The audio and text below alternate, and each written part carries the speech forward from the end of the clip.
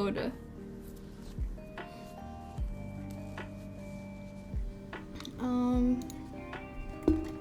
Sorry, my desk is a mess. My desk is a mess. This is so... Everything's a mess. My stream room is a mess. My everything. Just everything. But it's fine. It's fine. Right, guys?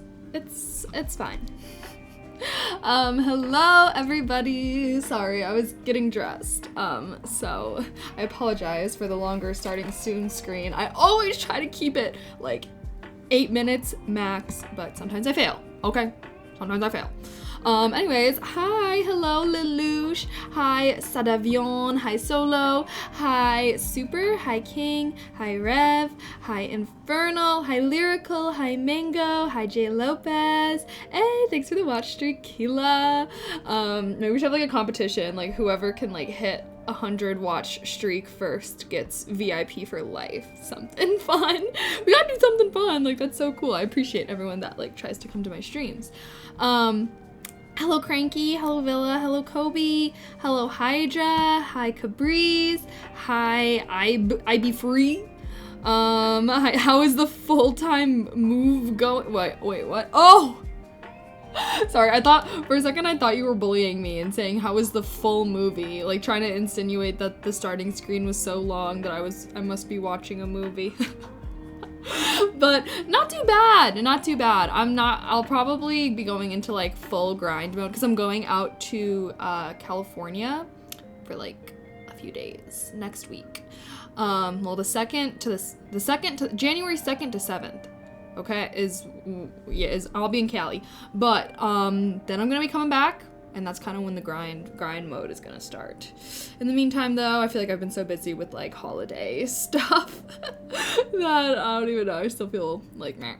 But hi Cabriz, hi Frost, hi NYC, hi Ishiku, hi Emilian, hi Miller, hi Leo. Okay, I think I said hi to everyone. But yeah, how was your guys' Christmas? I don't know if you guys read the title, but what was your favorite gift? I want to hear, if you celebrate Christmas, I would love to hear what your favorite gift that you got was. Oh my gosh, look at one of the things that I got. Wait, it's so bright on stream, you can't even like see. Oh, now you can see what it is. Look at this little guy. This is one of the things I got for Christmas. Ooh. I don't really know how this guy works. I think if he's like one of the tap ones. But it's too bright. Got a little oil diffuser thing, which is really cute. Let me think. I didn't really ask for a lot for Christmas, to be honest. There wasn't really anything that I really wanted. Unless, well, one thing I have been wanting was I've been wanting like the AirPod Maxes or whatever, just so that my ears can stay warm. Basically, I want to start going on walks more. Well, I do go on walks occasionally, and I always wear earmuffs, but sometimes I want to be able to listen to music or podcasts, and I was like, oh, I should just get some nice over the ear headphones. But every ones that I try on is like the band at the top is so hard and so uncomfortable. But I went to the Apple store once and I tried on the AirPod Maxes, and they were really comfortable. And I know like they don't have, people always say that they like don't have good sound quality or something like that, but I'm not gonna lie, I don't really care about sound quality that much. I don't really care about sound quality that much. Plus it'll be nice that I could like connect to my iPad and stuff super easily. But that was the one thing that I wanted, but I was like, I don't want to ask for that because it's like expensive, you know, and I try not to like ask for super expensive things for like Christmas. I don't know. That's the one thing is like, because I feel like expensive things when you were a kid was like something is like $100. You're like, oh my God, mom and dad, please, can I get this? Like, you know, that's like your big Christmas gift. But now it's like the expensive shit that I want is like multiple hundreds of dollars. And I feel too bad asking for, like, I didn't want to ask my mom for it. I told my mom she didn't have to get me anything this year because she like helped pay for me to go out to California when I went to, when I went there for Thanksgiving. So I was like, oh, that could be your gift to me. But yeah, I don't know. I couldn't think of things that I had even wanted to ask. I got an electric shaver. Ooh, I hear that that's actually like really nice. Like people, I don't even know, like, but that's like way nicer than a hand one, which makes sense if you think about it. Especially if you have to shave all the time. Maybe a good investment. Hopefully you like it. Oh my gosh, maybe I'll work with Manscaped again so that you guys could get a discount on some electric shavers, because I hear that theirs are pretty nice. I saw Manscaped, and it's always so funny. I was like doing a lot of my Christmas shopping in person this year, since I like actually live in a city where there's stores around me. And it's so funny because I'll be like going through the store and be like, oh my god, I've worked with that brand before. I feel cool, okay? It makes me feel cool. It's really the only word I can think of, cool. The Diesel Weasel, thank you for the tier 1. I appreciate that. Thank you. Mwah. Also, I ripped off all of my nails. Because they were like kind of starting to get long. Okay, they're like kind of fucked up because I like literally ripped like the fake ones off. But I was like, oh, they're like kind of like nice. So I'm thinking about going back to my natural nails for a little. Well, like with polish. So that was what I was thinking we could do. We could like chat. You guys could tell me about what you got for Christmas. I could just paint my nails, because every time I go get my nails done, I'm always shook by how expensive it is in the city. I know everything's expensive in the city, but why? Why does everything gotta be expensive in the city? I hate it. Like, what do you mean I'm spending almost $150 for my nails every time? Like twice a month. More, maybe like 1.5 times a month. They're supposed to last like the full month, but they don't usually. I guess I'm a little aggressive with my hands. I'm always grabbing shit. I don't know. I feel like I'm always like fucking them up somehow. But you with no nails, it's a first. I know, I had like a few come off when I was like out of town for Christmas, and obviously I couldn't get them fixed because I was like not at home. And then I just started picking at them, and that's one thing about me. It's like one nail comes off and suddenly they all have to go. They all gotta go. That is expensive. It is expensive, and I know it's because like I live in the city, because like when I used to get my nails done regularly, it was not that expensive. I thought nails were like $50. No, like, okay, because you guys know when I get my nails done, like I get Gel X, which is basically like, it's like a fake nail. It's not like they're just painting my nails. Like, you guys know that, like, that shit, that's not real. It's not my real nail. So like the nails that I get are actually, now I think about it, I think last time I went, well, because I always get like a matching pedicure, because I don't know, I hate painting my own toes. I literally cannot paint my own toes. So I always like to get a matching pedicure, and yeah, it's literally like $65 for each, which I don't really know why my toes cost the same amount as my nails, because my nails always take way longer. But yeah, it's like $65 each, and then obviously like you always have to tip them, and then of course they always have like two different people, like someone does my feet and then someone does my like hands, and then, you know, obviously I want to tip both of them. And then I don't know, by the time I'm walking out of the nail store, it's $150. And that shit adds up. I got a responsibility for Christmas, you know? Wait, what do you mean? I want to be able to hear every instrument and Tate McRae's songs. Oh my god, I have it. I do like her song Greedy. I got the Thrawn trilogy book set for Star Wars. Only wait, you guys want to see the new books that I got? I actually got these for myself. Wait, let me show you. They came in today.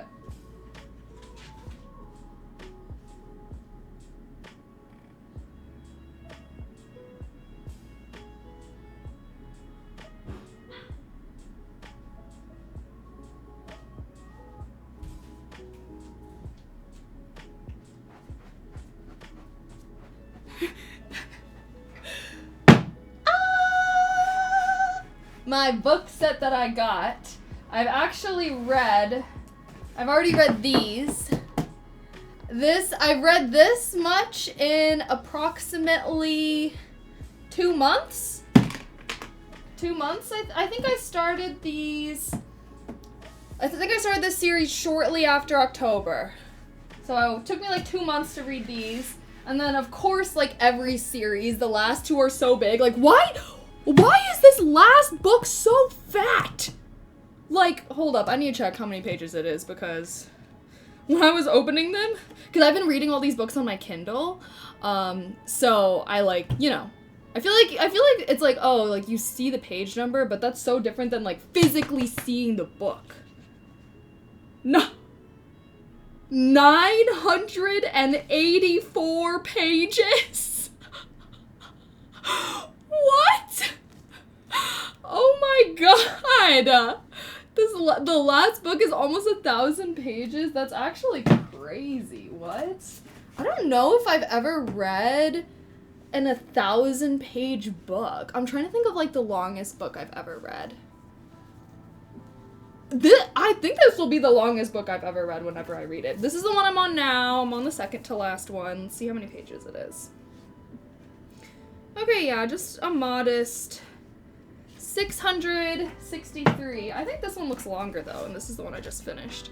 I finished this one on Christmas Eve. I was like reading a lot, and people were like, why are you reading right now? And I'm like, bitch, this book is good. $6.99. Okay, shiz. Oh my god! Oh my god! Ah! Sorry. I'm one of those people that low-key, I get a little crazy about my books. I don't like when they get messed up. I'll never forget. This is what's caused it all. I'll never forget. I lent my brother one of the Twilight books. It was Twilight New Moon. It was one of my books. And he just threw it in his school backpack. And you know how kids' school backpacks used to be if they were like, I don't know, just like any little boy's school backpack. It got so fucked up, like the cover got folded and bent, all of the pages got so crumpled, and I remember like literally crying and yelling at him, and my parents were like, it's fine, it's just a book, blah blah blah, and I'm like, it was my book! And of course I didn't even want to lend it to him, my parents were like, just lend him the book, he wants to read it, and you have it, blah blah, and I was like, this is fine! But, yeah. Anyway, this series is really good. Wait, I saw someone in chat say that they just started this series. Wait, let me go back. This is the Throne of Glass series. It's so good. It's so good. It's by the same author as A Court of Thorns and Roses, which I read. But, not gonna lie, way less sexy. They do not be fucking and sucking in these books, okay? Unfortunately. Unfortunately, they have me squealing and geeking over kisses because that's like some of the most action you get. But the storyline is amazing. It's amazing. It's so good. And yeah, I hate people who ruin books. Me too. Especially because like I don't know. I feel like I like having my books on bookshelves and stuff, and when they're all like fucked up, like it's just rude. It's just disrespectful. Like treat the books with respect. But yeah, I used to like want my books to be like perfect. Like I remember when I used to like read as a kid, I would never open my books more than 90 degrees, but usually it would be like this. So I'd read it like this, and then I'd read it like this, and then if I'd ever see someone like pull the book all the way open, I'd be like, what are you doing? Because then it creases the spine. But it's okay. Now I like to read on my Kindle, so don't have to deal with that. The Throne of Glass. Yeah, this one's good. If you want to read some horny shit, though, you should read A Court of Thorns and Roses. Which the storyline for that is also really good. They just, like, also be fucking and sucking. Like, honestly. Just get to the last book, because the last one's the best. For a lot of reasons. Longest book I ever read was Don Quixote, which was just over 1,000. Damn. Well, 984. I'm coming for you. I'm getting close. Gabby, thank you for the tier 2. I appreciate that. Thank you. Happy 30 months. Oh my goodness. My favorite is I try to buy hardcovers first, then paperbacks, and then online reads. Oh, hardcover books are too expensive. I wanted the box set for this, but it was $200. And it was only $100 if I just bought all the books individually. So that's what I did. But the one thing that kind of annoyed me, which, wait, let me show you guys, because I was like, what? Is that like the pages for these books are different colors. Like, what is that? What is that? Why are the pages like gray? And like, what is this? These are like pinkish and these are like yellow. That was the only thing that was like, why? Like what? Why? So I don't know. But besides that, if you want to read this series and you want the physical books, don't look up the box set. Just buy the books individually because it's literally half as much. But I'm sure the box set aesthetically looks nicer. So if you're a big baller, I guess you could just go for it. If I like a book enough, I'll buy one to trash while I read and then give it away, and then a nice one for the bookshelf. Fair enough. Honestly, there's nothing wrong with loved books. Like, if that's, like, I don't know. I feel like, you know, it's good to have books that are loved. It's better to have a book that is loved and read than a book that just sits on a bookshelf, never to be touched. I am just really weird, and I don't mind doing all that shit. But I will say, I think I just have PTSD from loaning out my favorite books as a kid, and then I get them back and they're fucking destroyed. Like, I don't know, do most people just, like, treat books like shit? Like, I honestly don't know. Like, chat, if you're reading a book, are you, like, treating it nice? Or are you, like, is that book getting, like, folded, crumpled? I don't know. Like, are you just throwing it in a bag and not giving a fuck? Or are you making sure it's between two flat surfaces? Mido, thank you for the sub with Prime. Sorry, I've struggled so badly with saying your name, but appreciate that. Thank you. Happy 2 months. But no scratches on the disc. Okay, well, scratches on the disc will actually, like, fuck it up, so, like, that makes sense. But it's like a book. It's like, I don't know. I know there's, like, people that like to, like, fold their pages, and there's, like, also people that like to highlight within their books. That's crazy to me, but one day I do think I would like to be that kind of person one day. Like the people that like put all the little things, I don't know, but I feel like that's more like for nonfiction books. Like if I was reading like a nonfiction type of book, I feel like I'd be more inclined to like annotate or highlight things. But if it's just like a story, I don't really know what I would be highlighting. The hardcover, the first book of Throne of Glass was only $19? Wait, really? I think...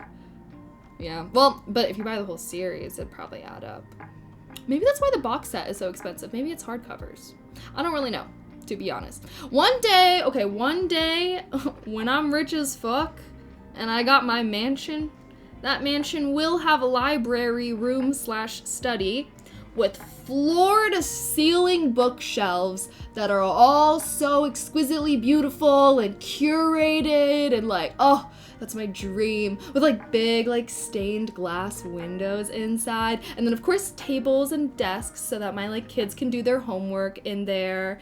And you know, if I have like something I really need to like focus on, I can go to the study. Like, I host my book club there.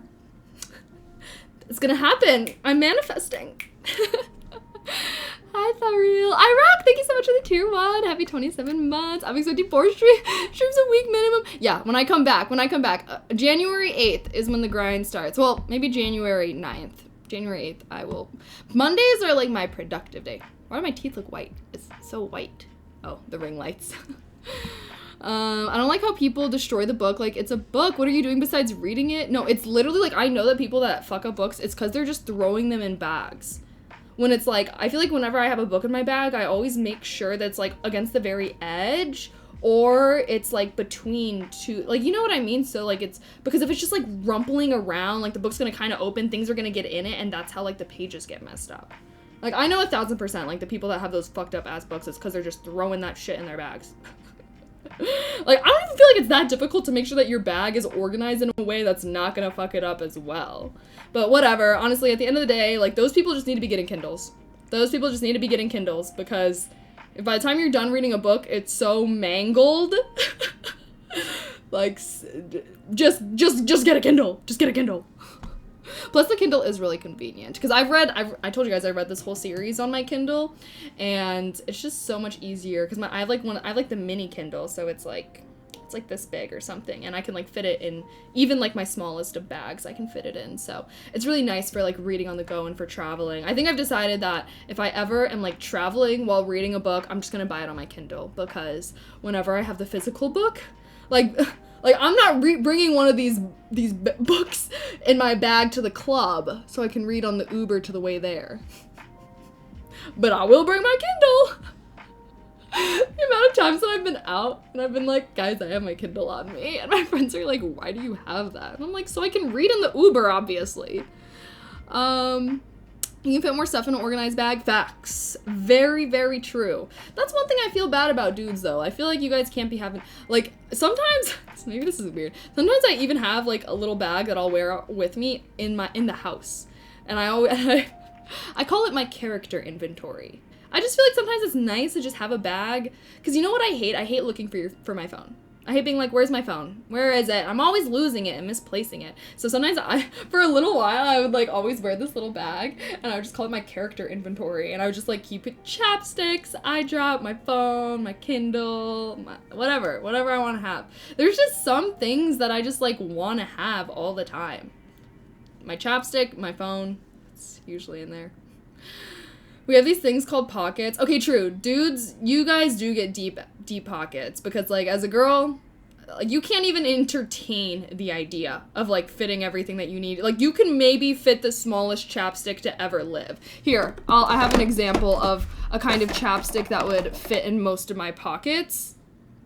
This, yeah. Like, if you have something like this and this is all you need to bring with you, yeah, you can fit it in, like, women's jeans. Anything more than this? No shot in hell. I guess that makes sense, though. Like, why? Like, you guys do be getting pockets and we be getting bags. But I like having the bags. That's tiny things I actually got at the dentist. Because, you know, they like shut your fucking mouth open. And they were like, oh, do you want chapstick before we do this? And I was like, oh, sure. I guess it makes sense, though. Because if you have, like, dry lips, it'll probably, like, crack. Oh, my God. I hate having cracked lips. You've been playing WoW too much. Bro, I wish I could just have a character inventory. Deadass. One thing I like about reading the physical book is you can connect with other people. I got so many looks, good and confused, from girls on the train when I read ACOTAR. So true. When I was reading ACOTAR, I would, like, be in public and see other people reading ACOTAR all the time, and I'd always be trying to make eye contact with them. But they would never make eye contact with me, whatever. But you're so right for that. If you are down for, like, if you want to look cool and you got the space for that, go for it.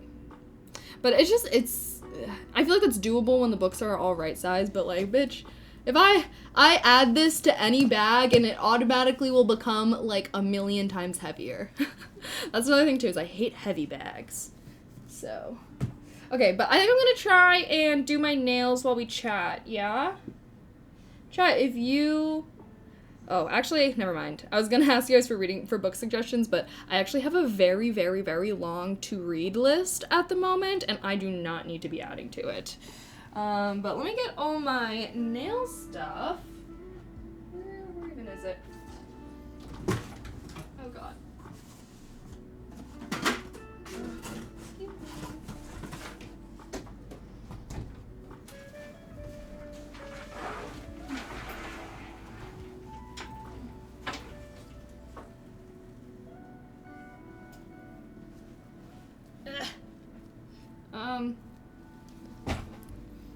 Okay, I'm gonna go put these back, but new book set.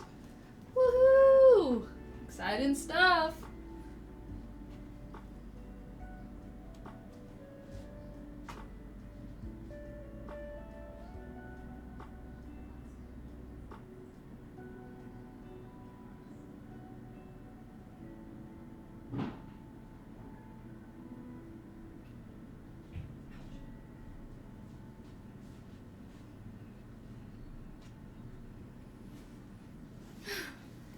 I think I might take this off for a while.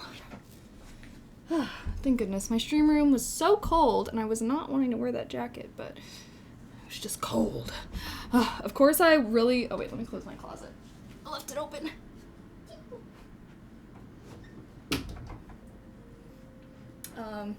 Yeah, one thing I was like, oh my god, I want an apartment with big windows. I am unfortunately suffering the consequences of that because now my apartment is getting so cold. There's no scratch on my camera, so I think it might be your phone. I got the Lord of the Rings series of books for Christmas. Oh my gosh. Wait, was it the leather-bound ones? So funny. I also just bought the Lord of the Rings, like the series. It was like the trilogy plus the Hobbit.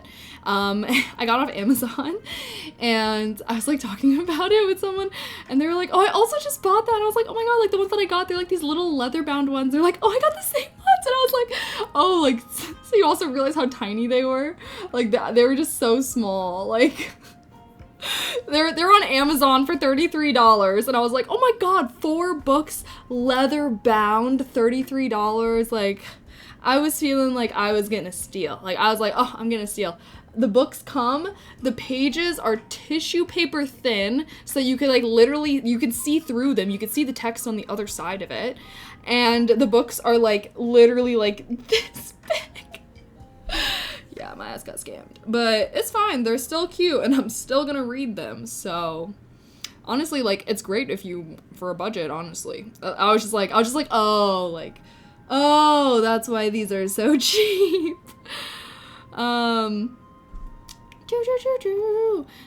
the Circuit of Freak series is a good series. So I'd give your cup of tea. Like, an adventure thriller is 12 books. Oh my god, you have to get the adult edition. It's not called that, but you could tell based on the covers. Oh, is there?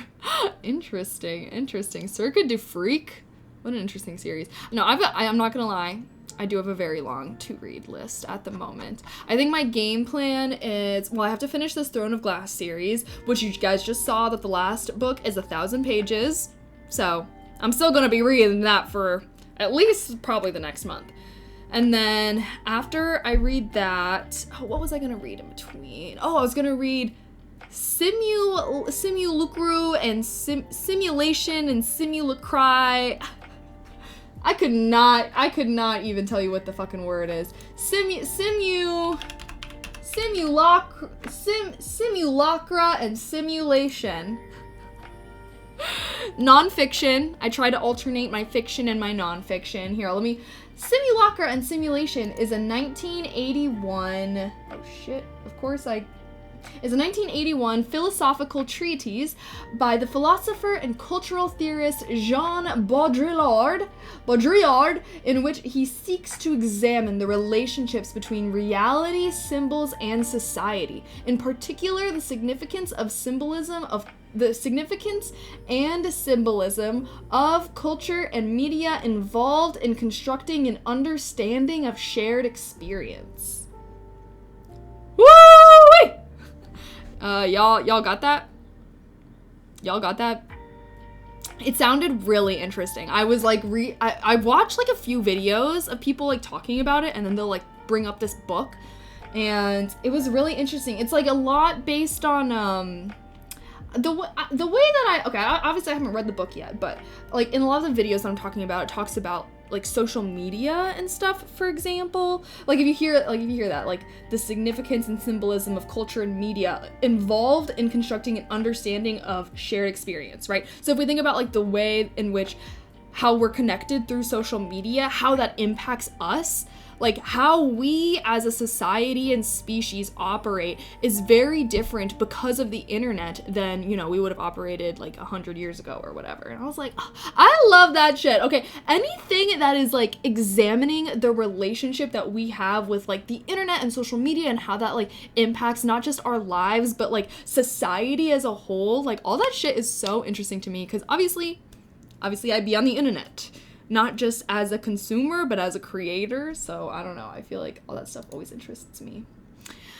Anyways. Jason, thank you for gifting a sub. I appreciate that. Mwah. And Curly Bean, thank you for the tier 1. Happy 3 months. Love the book talk.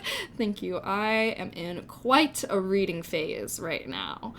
Like... I'd be reading in moments, like I was telling you guys, I was like reading so much because I was like at the end of my book on like Christmas Eve and I like could not put it down because you know shit's always getting crazy at the end, and it feels so reminiscent of my childhood of people being like, why are you reading right now? The mainstream internet is only about 30 years old, and social media about half that. Being disconnected is a completely new phenomenon for humanity. Exactly, and that's what makes it so interesting. We live in unprecedented times. But I'll read it. Maybe I was thinking, and I was like, should I make like a YouTube video or something for every book that I read? I know I did that for one book, but I didn't. I feel like I feel like if I did that, I would have to like actually script stuff out and whatnot. I have to be a serious YouTuber. Yeah, that's one thing I'm so bad at when it comes to YouTube videos is I never really like script things out or plan it, but I love reading and I love talking about the books that I'm reading. Sometimes I just feel like my thoughts are like not in order. Mistborn, read it if you like fantasy. I do like fantasy. Oh, I didn't even finish. Okay, so I have to finish Throne of Glass series, which the last book is 1,000 pages, so it'll probably take me like a month to finish the last 2 books. And then I was going to read Simulacra and Simulation, and then after that I'm going to read the Lord of the Rings series. I've already read The Hobbit, so I'm not going to reread that one, but I'm going to read the Lord of the Rings trilogy because I've been really wanting to rewatch the movies, but I haven't seen them in so long, so I was like, perfect opportunity to reread it. So I'm going to like watch a movie every time I finish a book. And then what was I have a few more books. Oh, I got this book. My like apartment building has this like leave books, take books, like little thing. And I picked up this book called Sophie's World, which looked really interesting. Follower only chat, you coward. Sorry. If you want to talk, just follow, bro. I will not deny the claims, though. Name the last 3 books you read. Well, I'm reading the Throne of Glass series right now, so the last 3 books that I read are within that series.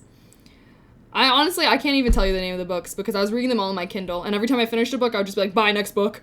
I'm not even reading. I think the last book was Empire of Storms. I think the one before that was Heir of Fire, and then the one before that was, I don't know, I'm on book 6 of 7, but I just started book 6, so I've read 5 of 7 of those 7 books. What was I reading before that? I know I read the ACOTAR series, which is by the same author as Throne of Glass.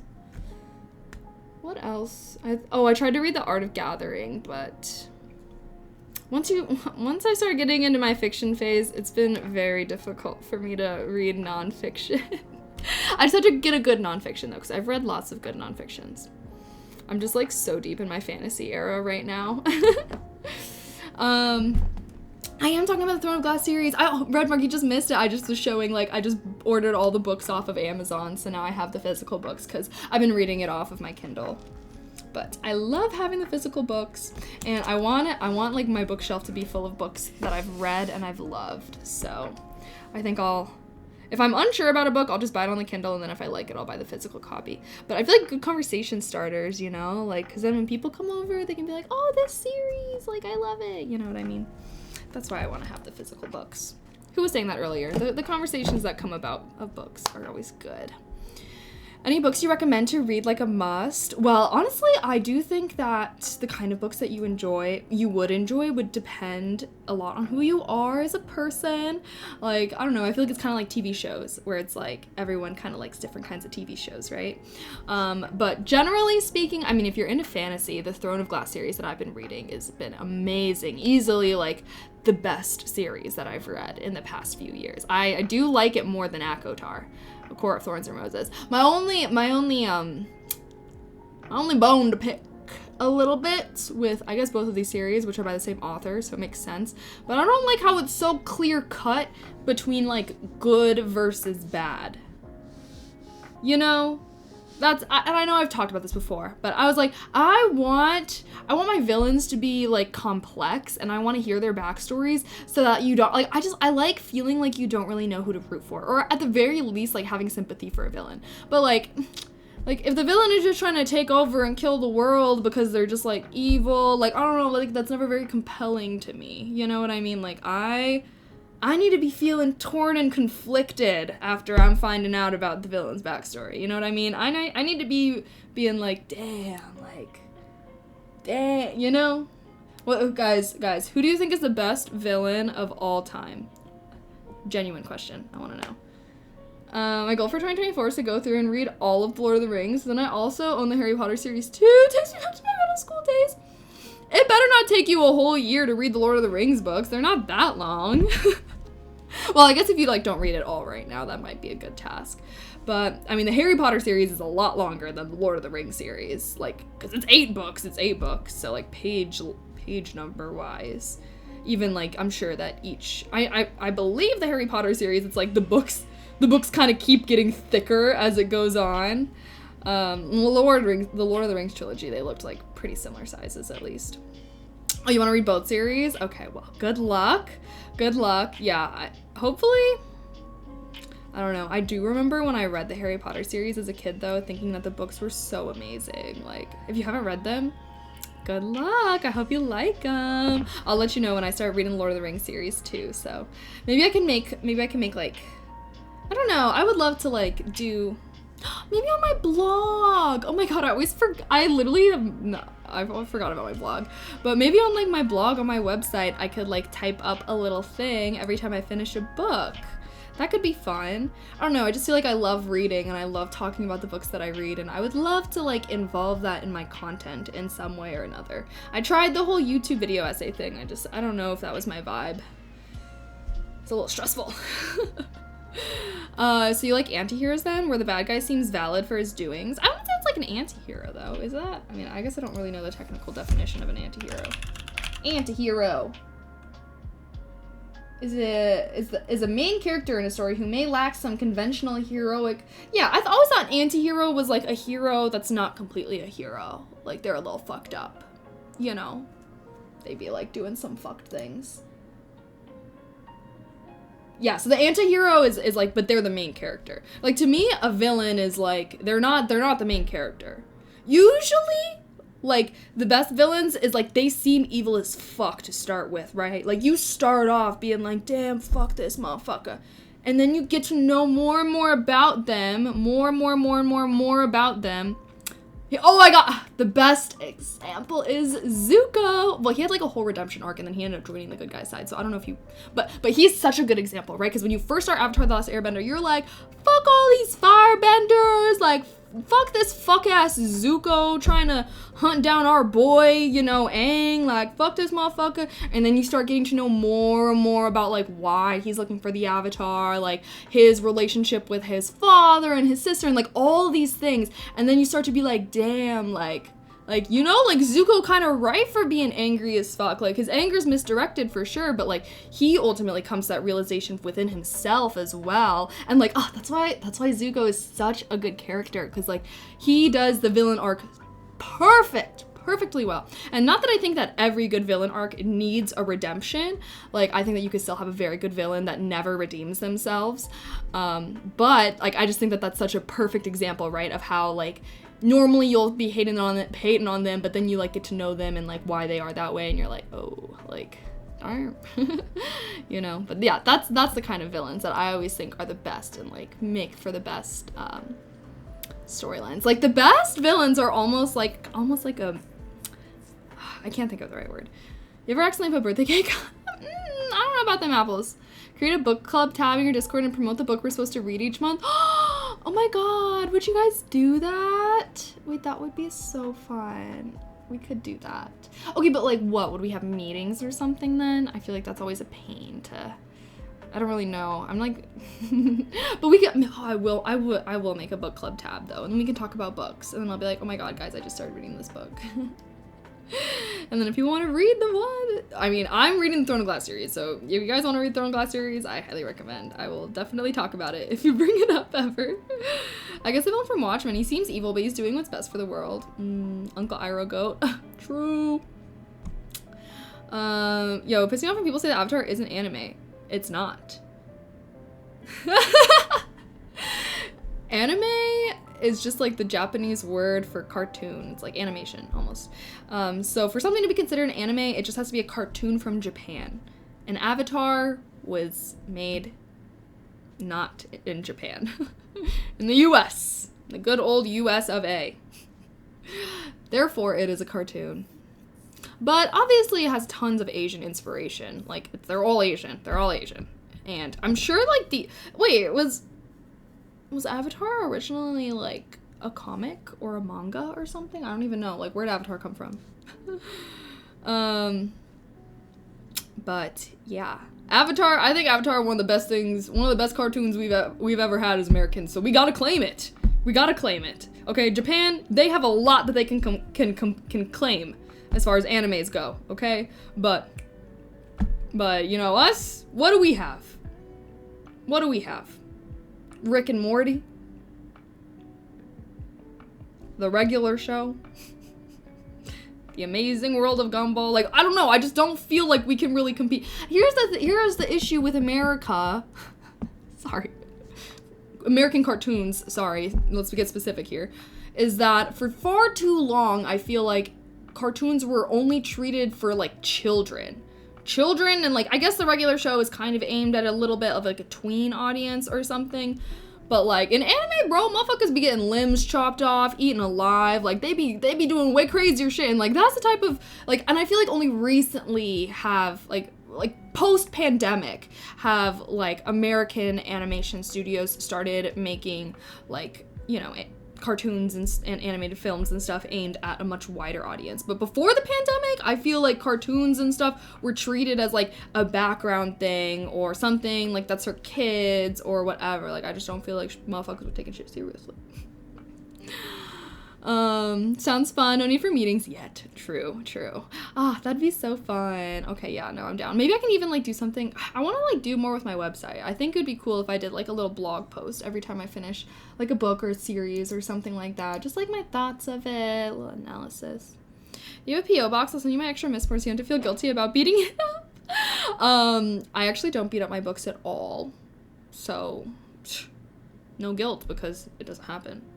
I don't have a P.O. box, though. I should get one, though, because I live in the city, so I'm sure there's, like, somewhere that's not that far that I could, like, find.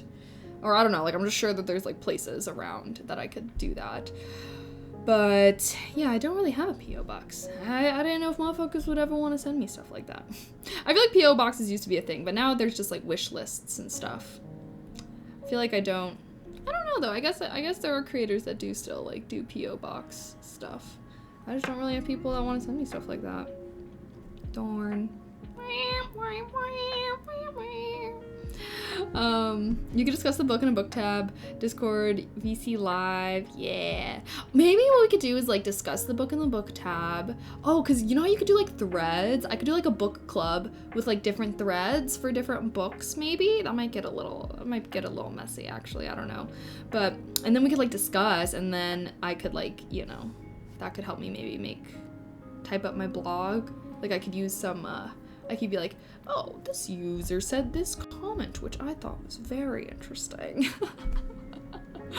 Ah, my goodness. 100%, I tried to get a friend to watch Edge Runners last week, and he was like, I don't want to watch a cartoon. Yeah, fuck motherfuckers that are like that. Honestly, fuck motherfuckers that are like that. Let me guess, he likes The Office. Sorry, every time that stuff makes me so mad. When people try to act like cartoon or, like, animated things, like, are just some subpar, like, some, I don't know, some not as good thing.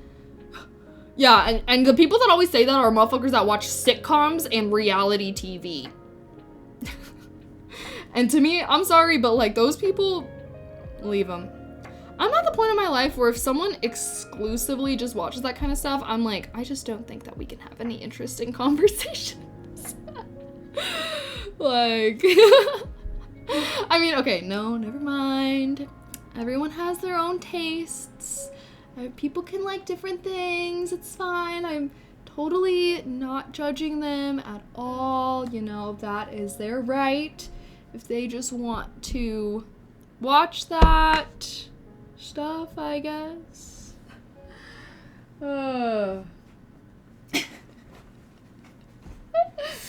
Sorry, I'm a hater.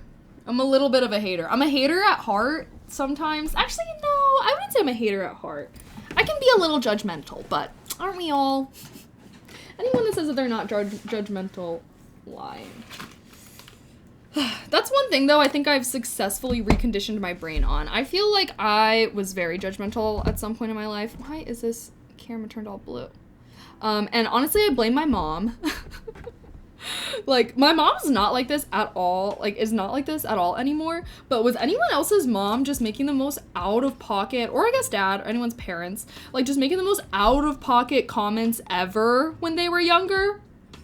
Like, I don't even know, like, my mom would just, like, see someone wearing, like, a crazy outfit and be like, what the, like, I don't know, she would just, like, always be saying stuff, and I feel like, to me, I feel like low-key, like, obviously, like, subconsciously that ingrained, you know, like, that, like, if you're around judgmental people, you are going to subconsciously become judgmental yourself, because, like, that's just, you know, like, that's just how shit works. If you're around a negative person, like, obviously you're gonna be more negative, whatever, anyways.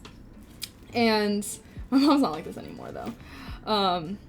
But where was I going with this? I can't remember. Do you like mayonnaise? I do, actually. Mayonnaise on a sandwich. No good sandwich. Like, I don't know. I guess it depends on the sandwich, but I fuck with mayonnaise heavy. Mayonnaise haters are lame-os. Where all products are our environments in at least some way. Oh, 1,000%. Honestly, I am so proud of my mom, and I just feel like I feel like how my mom was when she was younger is so different than now, which obviously makes sense. Like, I'm 23 years old, right? You know? But I think that's one thing. I saw this quote or this thing that was talking about. It was like, don't forget that, like, you're watching your parents grow up too. I think that was, like, the best thing ever. Like, that, or just, like, that, like, thought just, like, helped me move on from, like, so much, like, I don't know, like, resentment I had, I guess, towards my parents from when I was younger. Like, I don't know, I just feel like because you guys know, I literally, like, I feel like when I first started streaming, I had such a bad relationship with my family. Like, I did not talk to my mom, really. I was no contact with my dad for years. And, I don't know, I just had a terrible relationship with my family. And, like, obviously, like, I think a lot of that was due to, like, sorry, I'm saying the word like a lot right now. I'm trying to get my thoughts in order. A lot of that was due to the fact that I was just angry. I was angry over the way that I was treated when I was younger. I was angry over the way that my parents handled things. Like, I was just so angry, you know, because of our tumultuous relationship when I was younger. And I feel like I held that anger within me for so long. And despite the fact that maybe my parents, like, obviously, like, I was grown at that point, right? Like, I was not living at home, so, like, they couldn't treat me the same way that they had treated me before. And I think that, like, just thinking about the fact that, like, okay, you're watching your parents grow up too, like, just as much as I've grown and changed in the past couple of years, I have to acknowledge that they have also probably grown and changed, and that me holding on to this anger and this resentment at things that they literally couldn't even do anymore if they wanted to, you know, like, taking away my phone or whatever the fuck it was. Like, I think that, I don't know, just, like, realizing that and, like, giving them also the opportunity to grow. Because, like, if I never talk to them, how are things ever going to get better, right?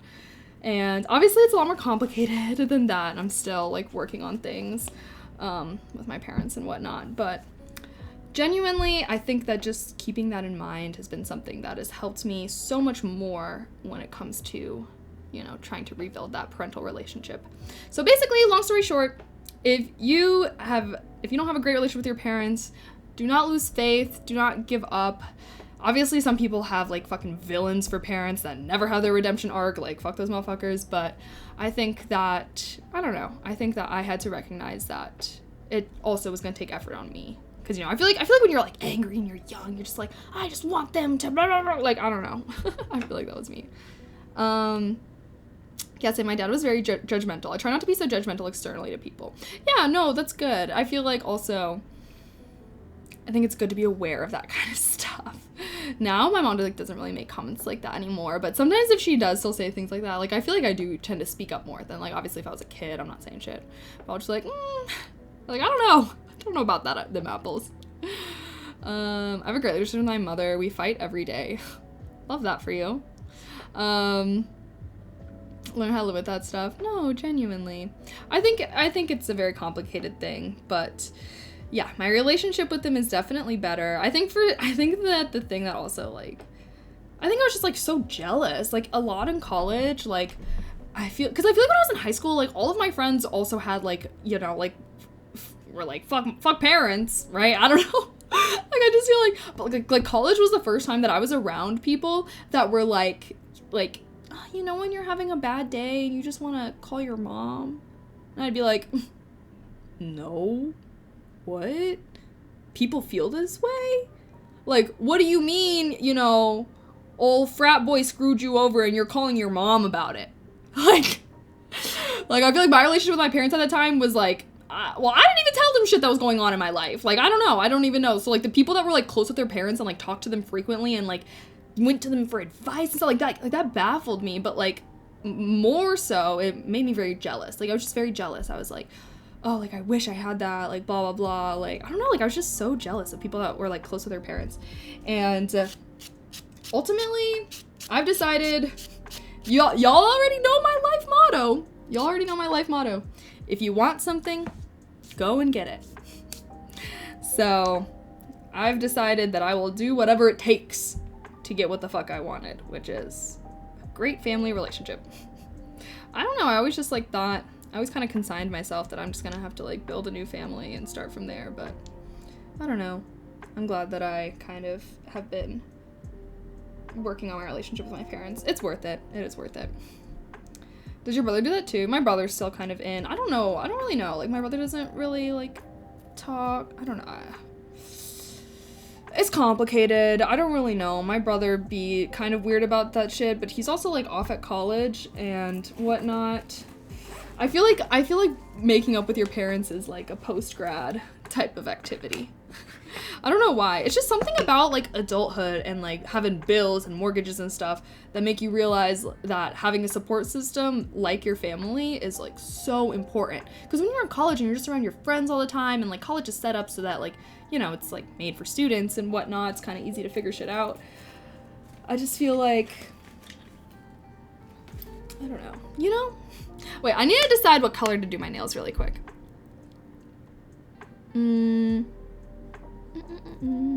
Also know that generally parents do what they think is best for you, but they can be wrong. Yeah, I know. That was like one of the things that I was angry about though, was like my parents were always like, well, we were doing the best, blah, blah, and I just wanted to be like, well, your best wasn't good enough. Your best fucking sucked ass. Like, I don't know. But you know, it's fine. I'm moving on. Thank you for the biddies. Talks too much. Wait. Is that a diss? Just kidding. Yeah, I talk too much, bitch. My senior superlative was most talkative in high school. Hee. And now I'm a just chatting streamer. Ain't it funny how things work out? She's yelling at me. I will say, while we're on the topic of having a rough relationship with parents, I do think that my relationship would never have gotten to the point that it was, or that it is now, if I lived at home. I genuinely think that, and honestly, like, that's always my advice, and it sucks that this is the case, but I do think for so many people, like, if you have a bad relationship with your parents, sorry, why is this turning blue? It's making me so mad. But I think for a lot of people, if you have a bad relationship with your parents, I genuinely think that it is going to be very hard to see real change from them, if you still live at home. Like, that's my issue with, like, I don't know, with, like, a lot of my, or not issue, but that's what I see in a lot of my friends that have a bad relationship with their parents, that it's, like, so much harder for them to work on things when they still live at home. Because when they still live at home, like, the parent has power that they can wield over you, over the child. Whether it's, like, I put this roof over our heads, I pay for that phone, blah, blah, blah. So, like, because they have this authority over you, it is so much harder to get them to, like, take accountability and truly look inwards in the way that you want them to. And I feel like almost always, like, the people that I know that had terrible relationships with their parents, me included, and then, like, once the child moves out, and then the parent is like, damn, like, why ain't so-and-so calling and texting me? Like, I'm their mom, I'm their dad, whatever. You know, like, that's when they're forced to look inwards of, like, why aren't they texting me? Like, you moving out and being gone and them missing you and them sitting with that feeling and them realizing that they are essentially powerless at making you talk to them or have a relationship with them, that 9 times out of 10 is when the real change from the parents' side starts to happen. So I will say, and it sucks because obviously moving out is expensive. It's a whole other things, and moving out without the assistance of your parents is even more difficult. But for sometimes that is genuinely, like, what it takes, because as long as your parents are able to hold power over you and have authority over you, you are never going to be able to stand on equal footing as individuals and have those kind of conversations that you probably want to have. It's also hard to get over an argument with them if you're constantly around them. So true. So, yeah, I don't know. I wish that I had better advice than, like, move out, but genuinely, like, that was like the thing that I think helped it. And I've seen it with other people too, and I think that that's the thing that really is, because it's like, as a parent, I feel like a lot of parents just view themselves as, like, they have the power, they have the authority, you know what I mean? Okay, let me get started on this shit, though, because what color should I paint my nails? I want to do them, like, New Year's kind of vibe. Me and my family are not close, and neither am I with my siblings. My parents still wonder why we never call home. Aw, that's tough. Yeah, I don't know. It's one of those things where I feel like for me, I don't know. I was just, like, so jealous of people that had close relationships with their parents, or that I was like, let me just do this shit. Like, it's fine. I had to let go of a lot of my anger and resentment, but ultimately it's worth it. But it does take, you know, work from the parent side too. Like, I recognize that there are people out there who will probably never make up with their parents and never have that good relationship, and that is so sad. It has to take, you know, being willing to change from both parties, you know, yourself included probably. And that's the hard part for a lot of people as well, is like, you know, kind of reconciling with how they could have contributed to the problem. Should I do like a sparkly kind of color, guys, for New Year's? Or, hold on, I have some more nail polishes that I can use.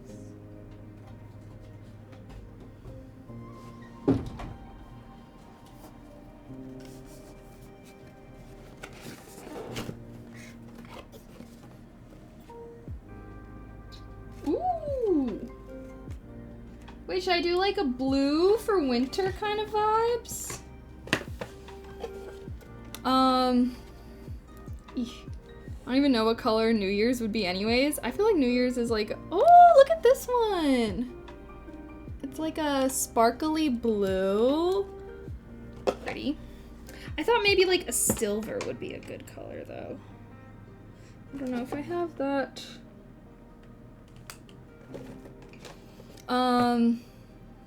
That side class you took is working respect. Honestly, no, this is all life experience that I'm speaking from.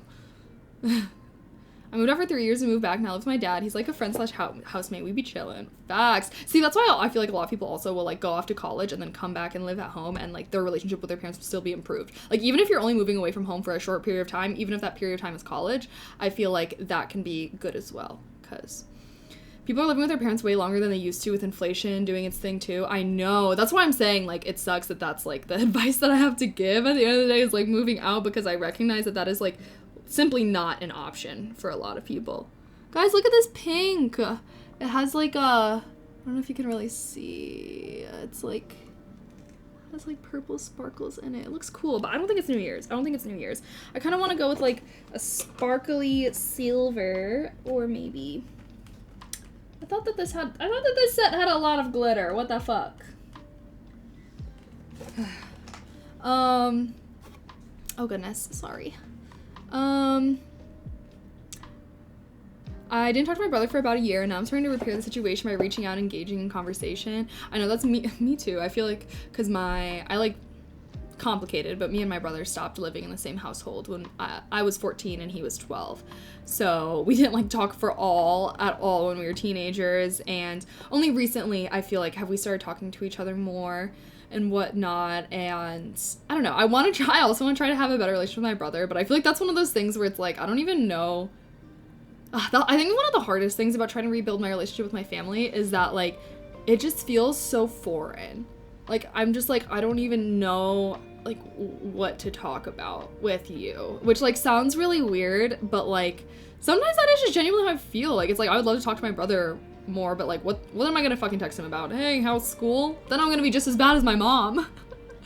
But I don't know. Still navigating that kind of stuff. I feel like that's one of the things I just gotta figure out for myself, though.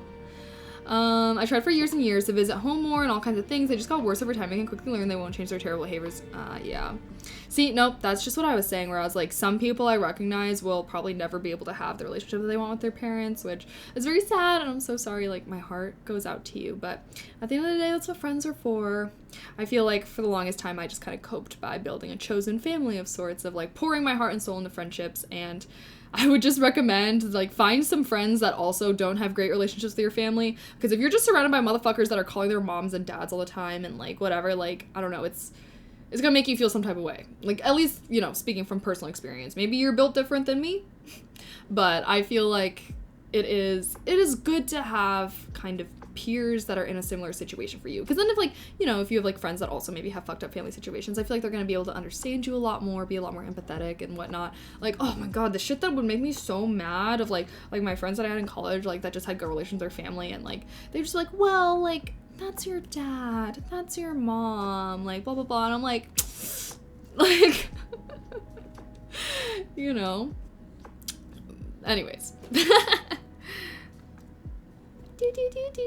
Oh, Pilot.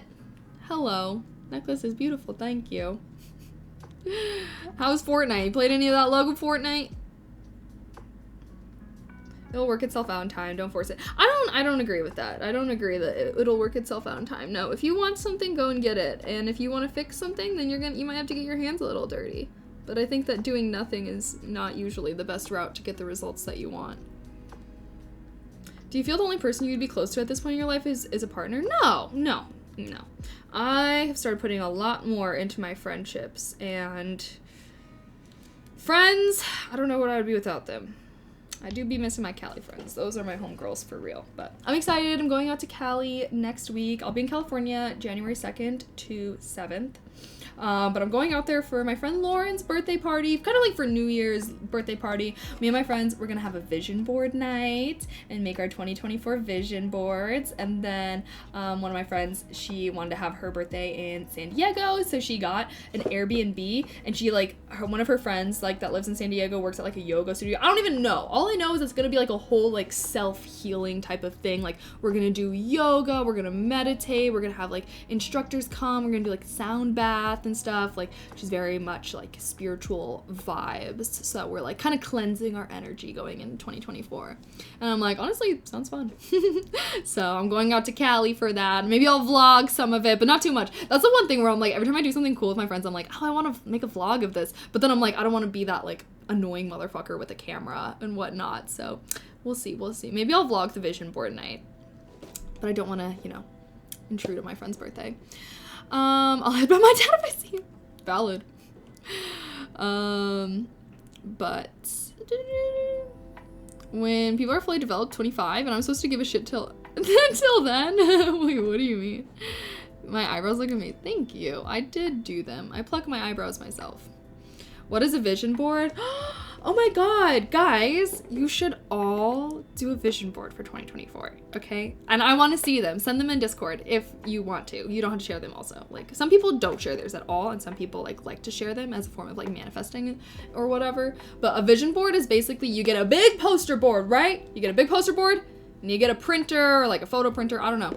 And you envision what your dream life looks like.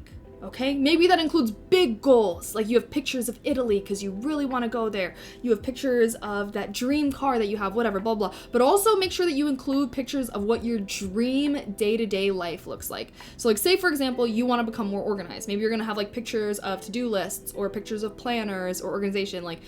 So whatever, like whatever your dream life looks like, you have pictures that look like that dream life.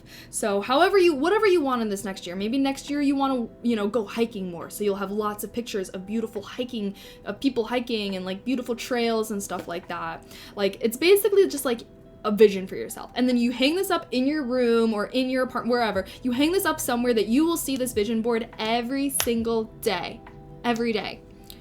And it's basically supposed to be inspiring to you. It's supposed to be inspiring to you. Like you see this, like say you're trying to, you know, do that hiking, whatever. Like maybe you'll be more into that, but it's supposed to be inspiring to you and something you look up to. And then some people will like do comparisons of like their vision board and then pictures that they actually took that year and seeing like how many aspects of their vision board they did hit. I will say like, do try to keep your vision board like realistic. Like, you know, like don't be like having like Porsches and shit. Like, is that really gonna be inspiring to you? That might be a little more disheartening if you're just like, you know, working at McDonald's and you got a Porsche on your vision board. Like, be a little bit realistic, I will say. But it's basically a collage of pictures of what you would want your camera roll to look like. Basically, you're making a collage of your dream camera roll. But yeah, I don't know. I've never really made a vision board myself, so it's gonna be my first time. Maybe I will do a mini vlog and like I'll like, you know, show my friends, be like, oh my god, like what are your goals? It's supposed to help you like think a lot about your goals, and then obviously like you have the tangible board that you look at every day going forward. My vision board is gonna be myself laying on the couch. Is that really your... Okay, I'm not, like, being lazy AF. That's really life you want for yourself? Like, you're gonna really feel fulfilled if you laid on the couch all day, every day for a whole month. You gonna feel good about yourself?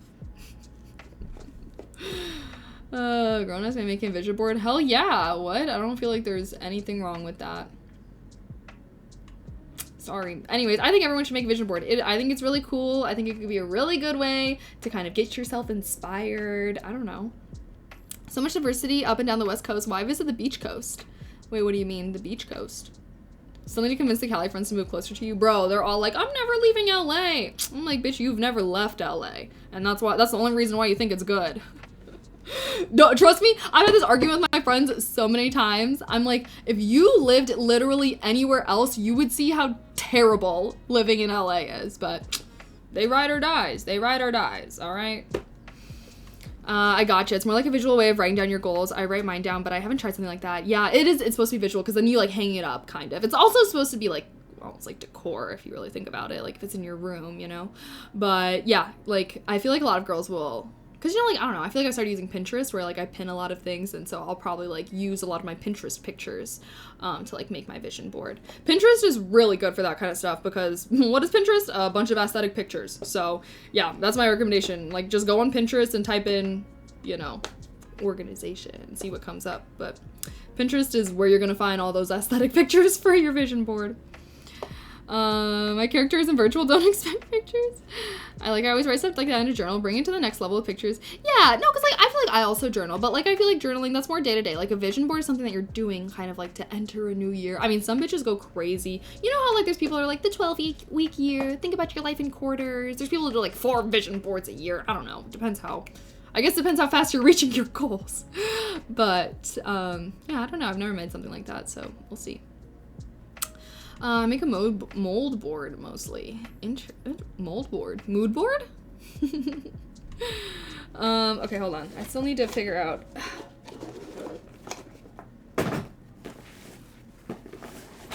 Maybe I can find a good color in here. Chat, I don't know. What's some good New Year's vibes for nails? Should I just do like a pastel color? Excuse me. Should I just do like a... I don't know. Hi, Claire. Claire, maybe you can help me. What's a good New Year's vibe for colors for my nails? I'm torn. Is that bag just for nail stuff? It's into... Yes, it is. I got all my nail stuff. I know, because I went through a whole DIY nails phase for a long time. Just know, chat, next year you get 366 days. Oh yeah, next year's leap year. Oh my gosh, my first love, his birthday was on leap year. And it was funny because we were dating when he turned like 16. So he like actually got to celebrate his birthday on his birthday this year. But yeah, maybe I'll have to DM him happy birthday. Just kidding. I'm normally a total couch potato, but in December, I've been crazy busy, and I can say for sure that I'm happier being busier, which surprised the hell out of me.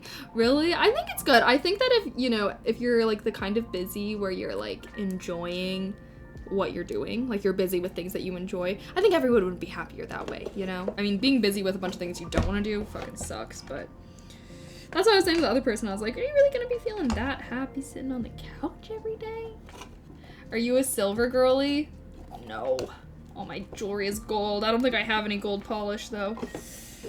Bro, wait! Wait, I do have gold polish! I cannot. Oh, I can. Ooh. Here's the gold. I don't know how I feel about that, though.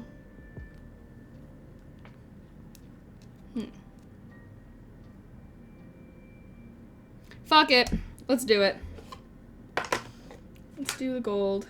What is this? Why does this one not have a color on it? There's no dot. Oh, it's blue. I like the sparkly blue earlier. I like that too, but we can do that later in January for winter vibes. I want to like specifically do my nails for New Year's, you know? And if there's one thing about New Year's is that there's lots of glitter. Glitter. Yeah, glitter. Glitter. Don't let anyone stop you from understanding everything, and please do something for muscle and brain development.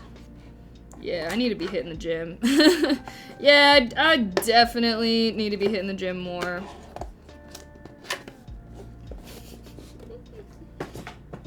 Oh god. Gold is New Year's vibes. I think so as well. Okay. Nail prep dehydrator, nail primer. Do I need to cure this? For UV gels only. I don't really know. Let's do one hand at a time. I actually don't have a New Year's outfit right now. With some WoW armor cosplay. Oh my god. I would love to do some WoW cosplay at some point.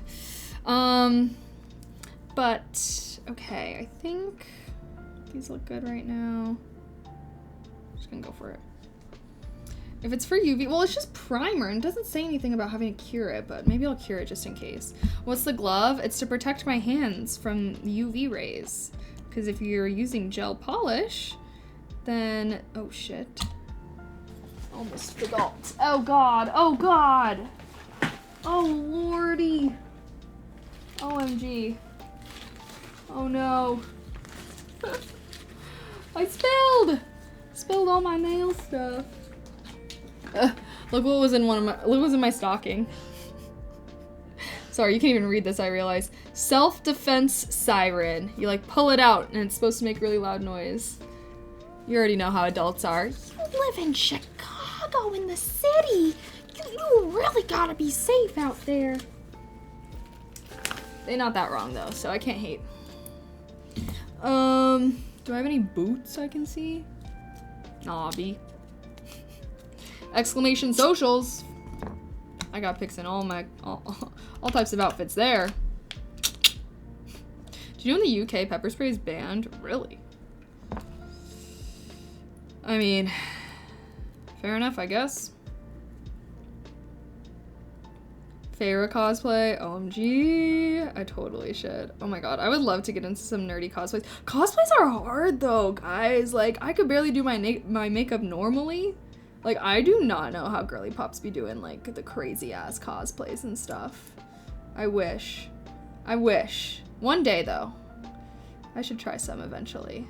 But I'm talking about like the full get down, like colored contacts, wig, full on makeup, full on outfit. First of all that shit is taking you multiple hours to get ready.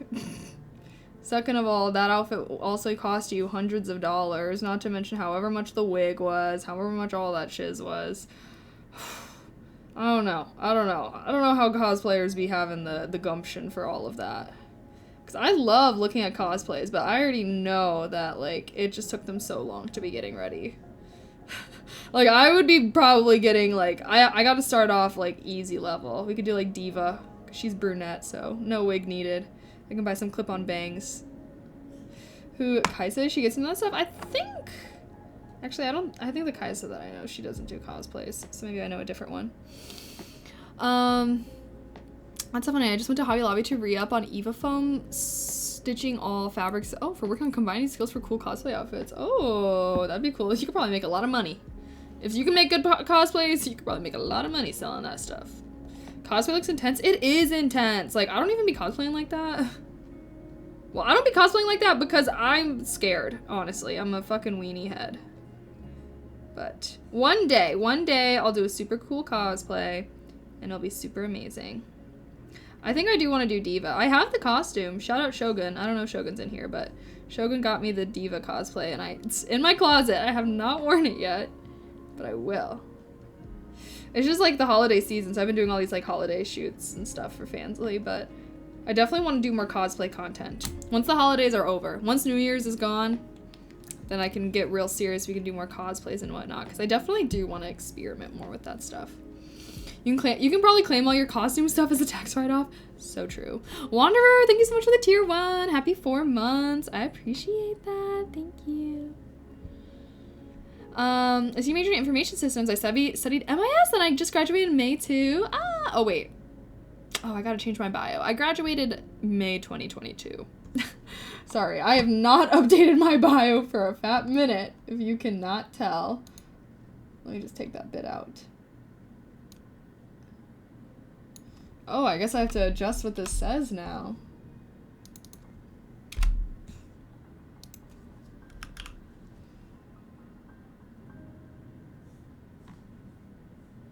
I am indeed still 23 years old, though. Damn! I'm gonna be 24 next year. In less than 3 months. In 2.5 months, I will officially be in my mid-20s.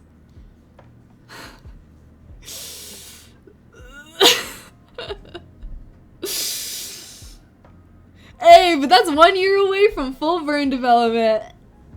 Oh my god. Guys, when I turn 25, I'm having the biggest party ever. It's gonna be called Full Frontal Lobe. Welcome, Kaylee's Frontal Lobe. Oh, I'm gonna be so excited for that. Don't say a damn about 24. I just feel like 24, y'all, I will never forget. I was like with my friends. I can't remember what the fuck was going on. All I know is I was with my friends on like the train or something, and we sat down next to this random girl, and she looked like, you know, around our age, like we some young girlies, we some hotties, whatever. Anyways, and like, so my friend struck up a conversation, and like I was kind of listening. I can't really remember. Like it was like the random girl, my friend, and then me, and they were like talking, and I remember like one of the girl like was like, oh, like how old are you? And then my friend was like, oh, like 22, and she was like, damn.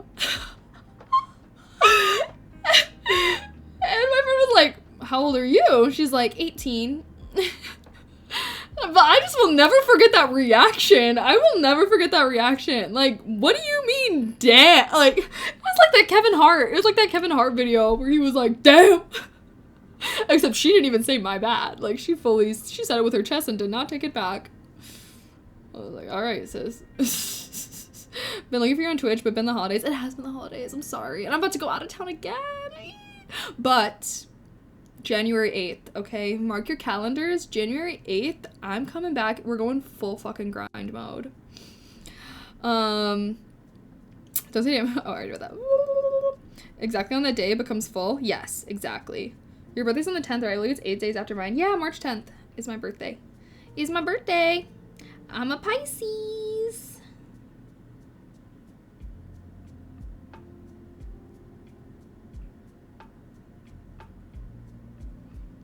Sorry, I do kind of gotta focus. My birthday is the 8th. Seriously? January 8th? No way! Well, what a perfect way to celebrate. Amazing. Actually, now I'm thinking about it, January 8th is a Monday, isn't it? Mondays are like my grind days. So I guess I guess technically my grind is starting, but not the stream grind quite yet. Mondays are when I like catch up on all the shit that I definitely ignored over the weekend. I try to schedule out anything that I can schedule out for the week. I do try to schedule it out. My Twitch VOD channel has been doing pretty good. I've been trying my best. Exclamation VODs. Hopefully that can turn into a gaming let's play kind of channel. Oh, the light looks really intense on screen. Sorry, guys. Haven't partied in years. Even once. Sunday would be a good time. Yeah, I don't know if I have any plans for New Year's right now. But hopefully I will. There are plans that are in the talk. I'll probably just do like a little house party. Well, I want to do like a house party. I don't want to go, because I already know the clubs are going to be expensive as fuck. And like, I don't even want to be doing any of that. So yeah, hopefully I'll be doing something for New Year's. As of right now, I don't have any concrete plans. But what else? You might have already addressed this, but what are the Mike Jackson gloves for? Okay, so in order to cure like UV gel polish, you gotta use UV light. UV light, like the same UV light that comes from the sun and gives you really bad sunburns. The same kind of UV light that's really bad for your skin and makes you look like a decrepit, wrinkly raisin if you don't wear sunscreen. So if you don't want your hands to look all disgusting and decrepit, especially if you do your nails a lot, like just think about it. Just imagine if like your whole body never saw the sun, but your hands were under UV light like strong UV light, like, you know, every week or something, like your hands would be getting fucked up. So it's just kind of to protect your hands, I guess, from the UV light. TLDR, to protect your hands. Yeah, so only like this part. So yeah, don't look at that part. That part will get fucked up. I also have like sunscreen that I put on my hands sometimes. Oh, I'm becoming my mom. Where the fuck?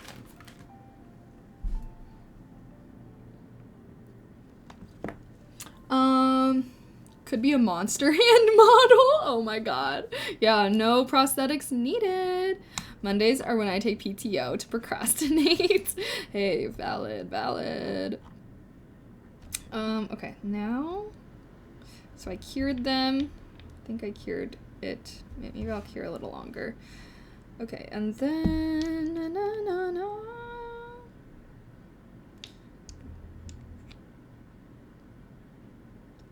Okay, then we got our base coat and we got our top coat. Everybody wants to rule the world. Da-da-da-da-da-da. Da-da-da-da-da-da. Sorry, I'm trying to put some stuff away.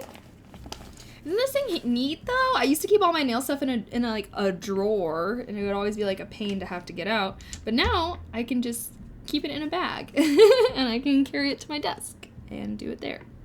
So much easier than going and grabbing things. Does not hurt your fingernails if you left it there for too long? No, it doesn't. I mean, if I was to leave it there for like hours, I'm sure it would hurt, but it's usually you only cure for like 2 minutes max. Is that a compliment or diss to you becoming your mom? It's neither, really. Isn't that every, what's that quote? Isn't that every daughter's curse is that they will inevitably turn out like their mother? And every mother's curse is that they will never be like their daughter. Have you guys ever heard that quote? I don't know, bro. I don't know. Mother-daughter quotes be getting deep as hell, though. I don't know if father-son quotes be hitting like that. Chat, since we were talking about parents earlier, what's like the parent quote? A quote about parents or parenthood, whatever. However you want to interpret this question, right? That you felt like was the most impactful to you. Or at the very least, a quote that made you be like, damn. You know, I love that kind of stuff. I'm a sucker for those TikTok slideshows. They be getting me every fucking time.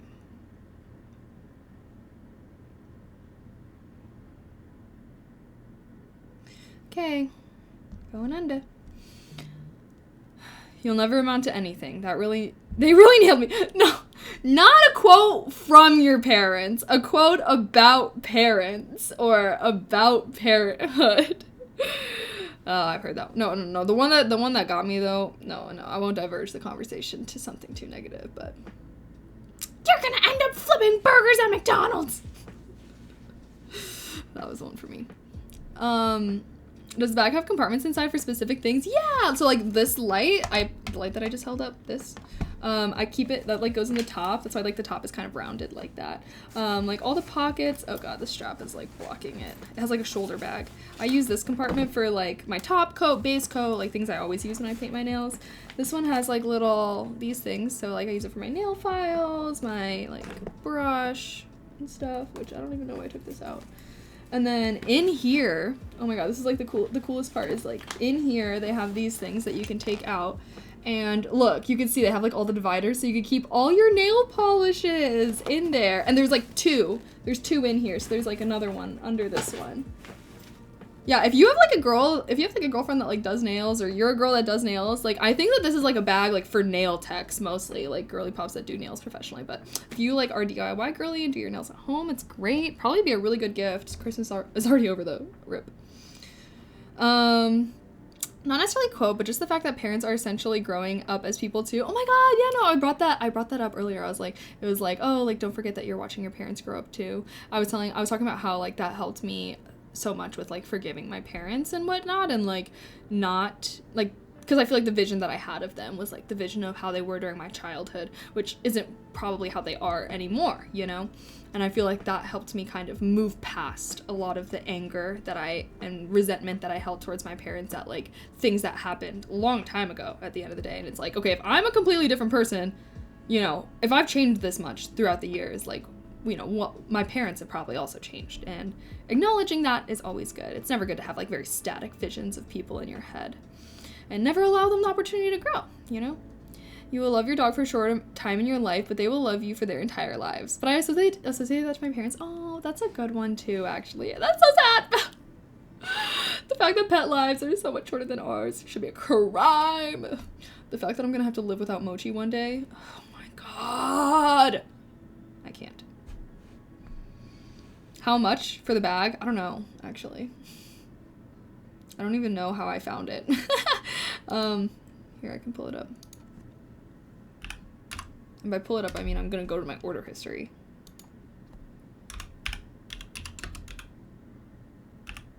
I'm searching up nail bag. Oh! It came up. I want the exact one that I have. I found it. Here you go. If anyone has like, you know, I don't know, that's the bag. That one looks a little more pink than the one I have. Oh, I think this one is the one that I have. This one's like 20 bucks more and it looks like the exact same thing. Actually, it looks a little different. Hi, Zager.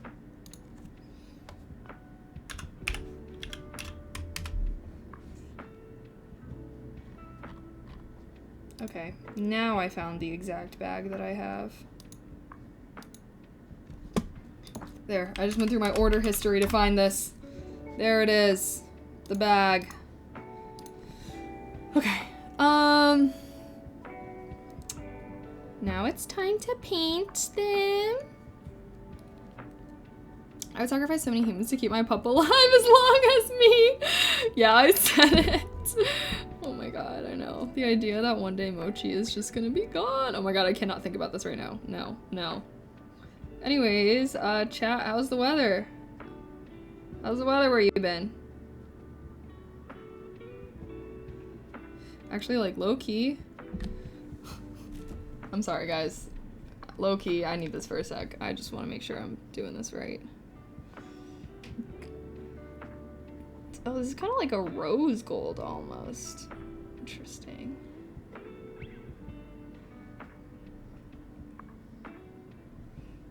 Oh god, I don't think I buffed my nails enough. I can like see.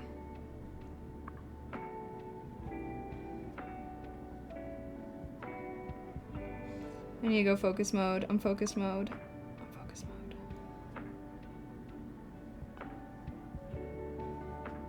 Okay, definitely gonna have to do multiple layers because this is pretty see-through.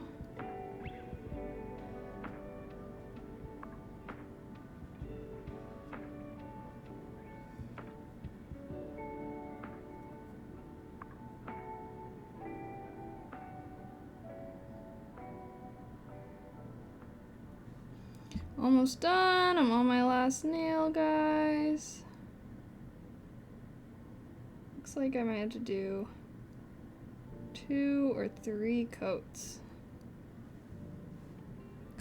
Okay. Sorry, I don't like the way the light looks.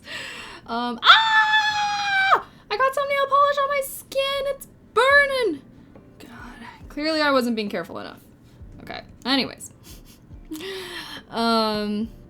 Go to bed, have a nice little sleep. Have a nice little sleep as well. Decent 50 some days. Yeah, actually I feel like Christmas was not that cold this year. Thanks, global warming. What were we talking about though? I already lost my train of thought. I guess, chat, what are you guys doing for New Year's? Oh, wait. Let's talk resolutions. I want to hear if you already know what your 2024 resolution or resolutions plural is going to be. What is it? I would love to hear it. Let me think. What's my resolution going to be?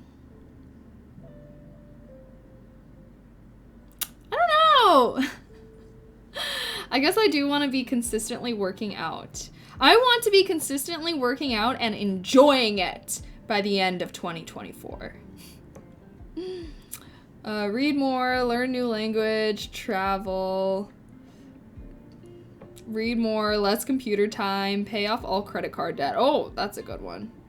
Eat healthier. Oh yeah, the eating healthier is like... well, not even the cooking. I want to cook more. I feel like I was doing really good at cooking for a while, and then, I don't know, I feel like I've kind of fallen back to not being as good with cooking. So I definitely want to be cooking more homemade meals. Let me think. I want to be investing more. I want to be investing a lot more this year. And just like maybe like having more knowledge about investing in general. I feel like that is something that I just don't really know that much about, but definitely something worth learning about and knowing about and also just like doing. So I think that that's going to be kind of something I want to try to do a lot.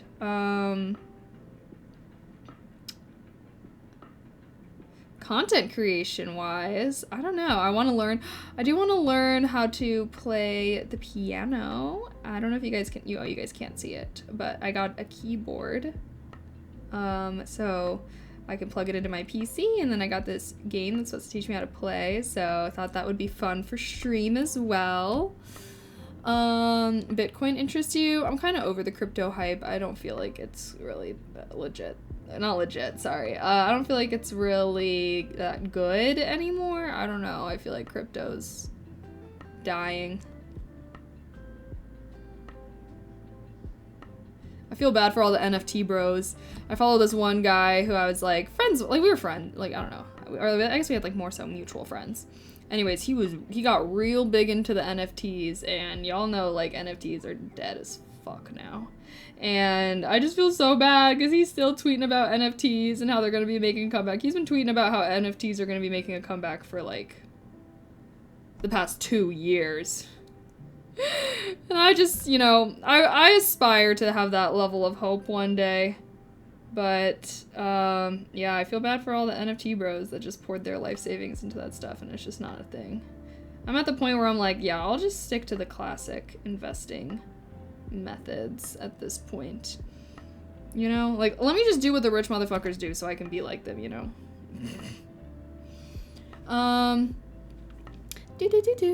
Is buying loads of books my bookshelf? For my bookshelf, not an investment. Hey, it could be. It could. I do want to get a bigger bookshelf. The one that I have right now is like super small, but ideally, like, because my dining room, I'm like, I've been thinking about how it's not really a room, it's just like the area of my apartment that the dining table is in. The dining area is like very sparse. Like I haven't really decorated it, and like part of it's like this big blank wall, and I really want to get like tall bookshelves, but like the shelves where it's like the bottom half are like cupboards that I could use for storage, and then the top half is like shelves that I can use for like books, but also for decor and stuff like that. I want to get something like that, but I cannot find anything that's like that is like what I'm envisioning in my head. Sometimes I wish I could just build furniture myself or something, because I feel like I always like have a very specific vision for the kind of furniture that I want, and then I just cannot find anything like it online ever. And I feel like I feel like I have pretty basic taste. Like, I don't feel like I'm, like, looking for crazy stuff. Gorl invest in owning a nail salon. You already have all the equipment you need. Oh my god. No, I don't even like doing my own nails. It's so much better to get them done. It's just so expensive. There's a keyboard on one of your picks the other day. It looks good. Yeah, that's what I got. It, like, plugs into my... Well, the one that I got, it's, like, fucking broken. So I need to exchange it because... All I know is I was plugging it into my PC and my PC was not recognizing it. And then I was looking at the reviews and I guess that was like kind of a common problem. So I'm gonna exchange it for just like a different one. And hope and pray. Okay, now that I'm like, the gold is looking kind of nude. Like, I don't know. You guys think I need another coat? I feel like I'm kind of regretting this color choice. I mean, it's not bad. It's not bad. It's just like, it just looks nude. Like, it looks like a nude. It doesn't look like a gold. What do you guys think? Another coat? Yay or nay? Or you think it's good? Can't tell it's gold from this angle. Okay, I'll just do another coat. We'll see if it gets better, but I don't know if it will. Do it! I built an L-shaped desk with my dad last year because all the online ones suck and it's expensive. AF is one of those things that I don't regret spending money on. I also, well, I didn't really build. I just bought 2 desks. Well, I bought like the IKEA desks where I bought like the top and then I bought 2 legs and then I already had like a drawer organizer from IKEA. So that's like the other end of my desk. And then I have a whole separate desk because I wanted more drawer storage. So this is like, I have an L desk, but I kind of built it. I DIY'd it. It's just 2 desks that are shaped like an L. But honestly, it worked out. I like made sure that these desks weren't too different in height. They're a little different in height, so there's a bit of a ledge drop off. But yeah, with desks, I don't feel like that's too bad. But like something like a bookshelf with cupboards and whatnot, like I don't think I could be building that. I am not Bob the Builder. Okay, I could barely put together furniture with instructions and pre-made parts. So me trying to imagine myself building a full-on cupboard bookshelf combo thing, I don't envision that going very well. Looks like a pearl pink. Well, I have the LED, my pink lights in here are probably making it look like a different color than it is. Okay, I don't know if the 3rd coat is really doing anything, but it's fine.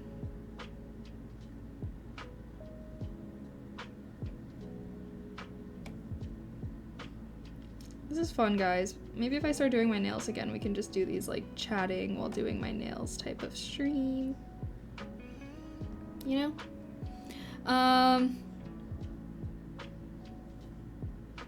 Here, I'm almost done.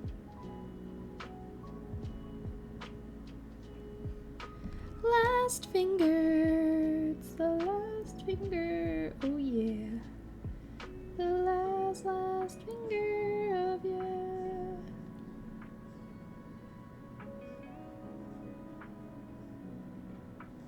Okay, nice. Whew. The lovely room is that color. Thank you. Yeah, I have LED lights, so my room can really be any kind of color. I have pastel decor, so that way my room doesn't look too weird with all of my different colors. I installed motion detector lights in my drawers for my desk so I don't have to blind myself when needing to see what's in the drawer. They're small lights that last a long time. Oh, that's pretty cool. Yeah, damn. One day I'll have... I don't know. I don't know if I can really envision myself like...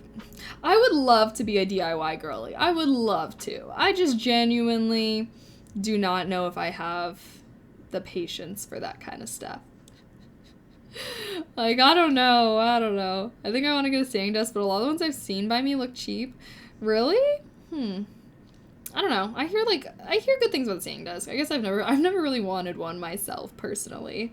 Maybe I'm just lazy, but I don't know. I just feel like standing, I guess if you get like the walking treadmills and stuff, then it's worth it.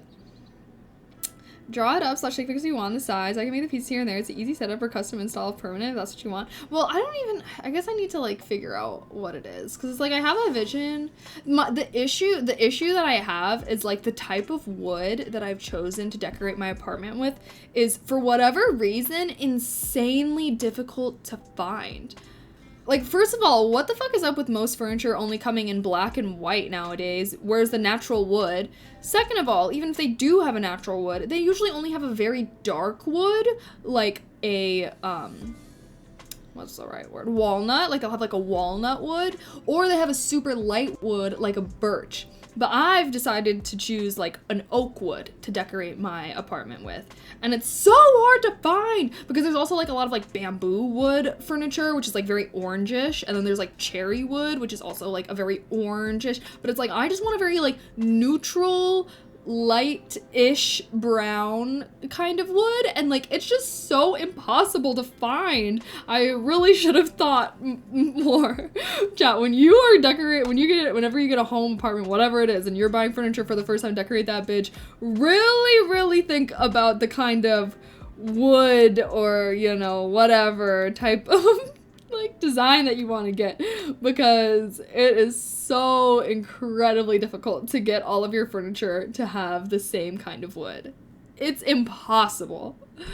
Like, I just gave up on my bedroom and went with, like, a more cherry wood for, like, my dressers and my nightstands and stuff, because I was like, whatever. But, like, the rest of my apartment, like, my kitchen, my dining room, and my living room, it's all basically just one big room. It's an apartment, okay? It's an apartment, so, you know, I'm not living lavish, but anyways. So I just feel like I want all the wood within, like, those different areas to all match. It's just so difficult.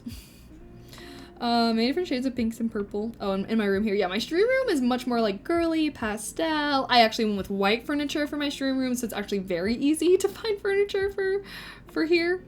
But yeah. An ideal one would be like the one in my office where you push the button, it goes up and down so you can sit if need be. Most are like that. You should look on Amazon, actually. I have a friend that has a standing desk. Maybe I'll see what desk they have, but I don't know. I think that I see that there's good ones on Amazon that you can do that with. And I'm pretty sure my friend that has a standing desk got theirs off of Amazon. I would look for one that has, like, obviously the great thing about Amazon is you can, like, look at pictures and reviews, like, from the customers. Okay, let me do my top coat, and then we can switch to my other hand. You want to do a real wood veneer? IKEA has one like that too? Wait, what? You could say some stuff. I've actually thought about that. Of, like, buying, like, the birch wood. Because I actually found, like, a cupboard bookshelf thing that I liked. But, like I said, they only had, like, a really dark wood or a really light wood. They didn't have, like, the in-between that I wanted. And I thought about just getting the light wood and getting, like, some kind of wood stain. But, I don't know. I feel like I would fuck that shit up. I don't know. That does make me nervous. I feel like I would need, I don't know. My dad did work in construction his whole life. That's the kind of shit that I need to be talking to him about.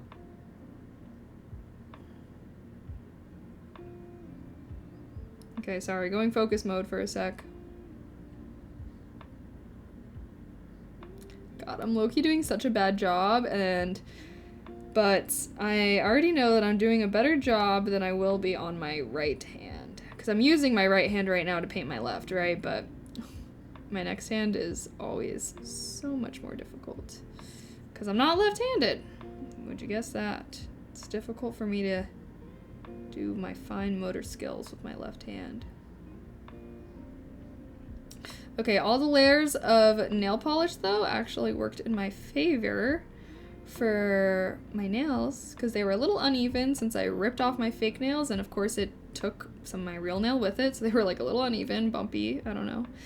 But all these thick layers of polish have really helped even the surface out. I love it.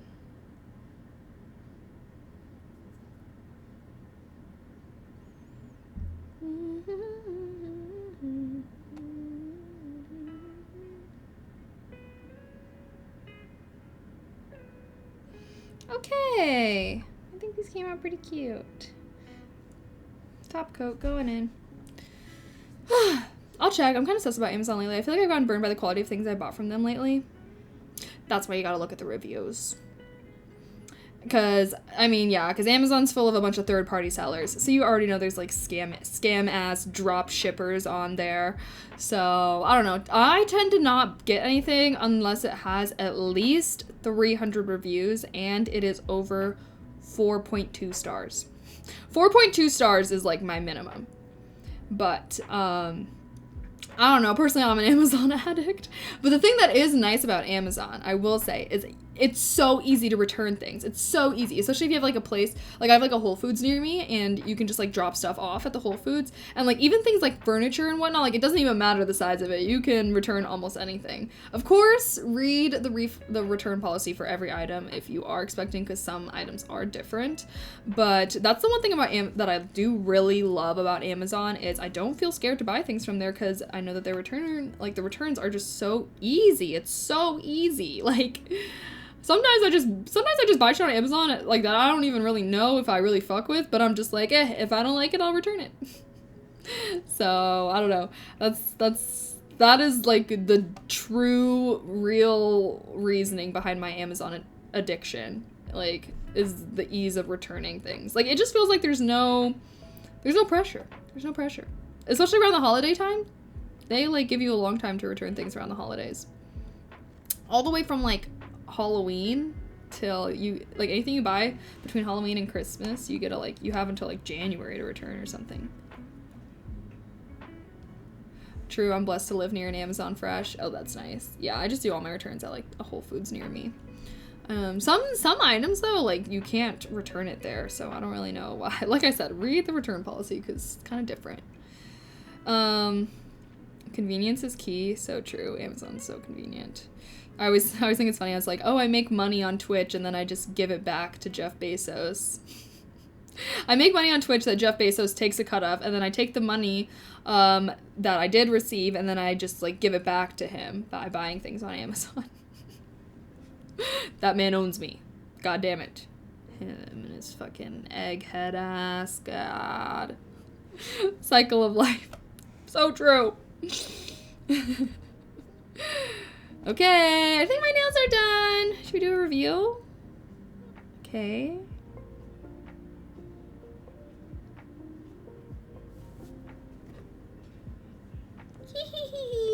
Honestly, I kind of like how they're like more subtle.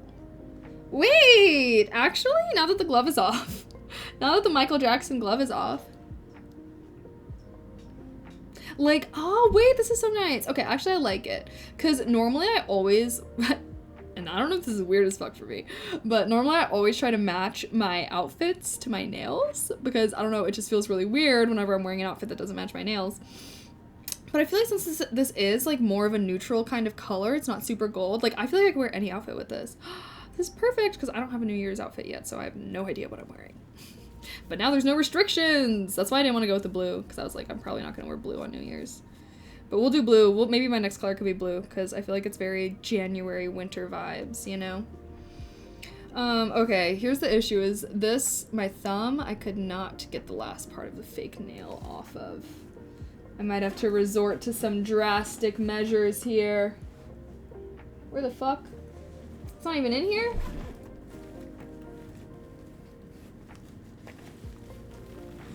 What do we think, chat? Do I just paint over it? Do I just paint? Oh, shit. Oh, shit. Why'd I do that? Wrong hand. Okay, nothing got messed up. It's fine.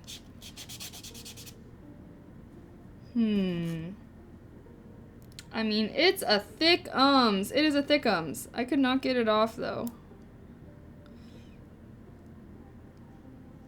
Like, honestly... Hold on. Hold on, hold on. Where is... And it's gonna be forever, or it's gonna go down in flames. You'll tell you that's over, if the high was worth the pain. God, they starved ex-lovers, they'll tell you I'm insane. I really gotta figure out these boxes over here, because my freaking goodness.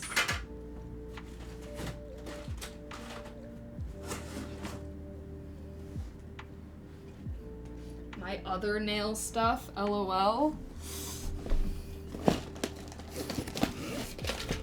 I can't find anything. Oh. Hee hee hee hee hee. This is what I'm looking for.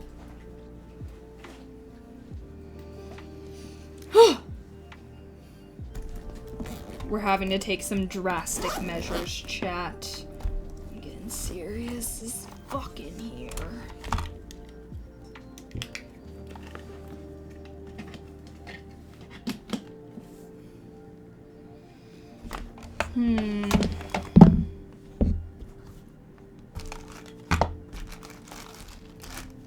People tell you that it's over. Warm water's not gonna take my nails off. How the fuck do you think anyone would shower if they had fake nails on if water just took it off? Come on now. Come on now.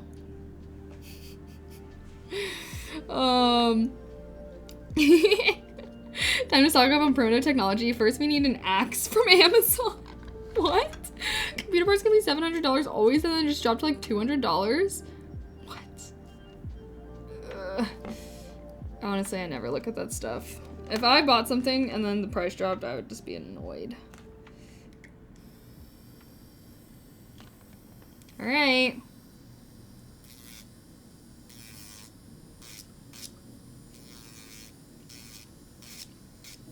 Hold on.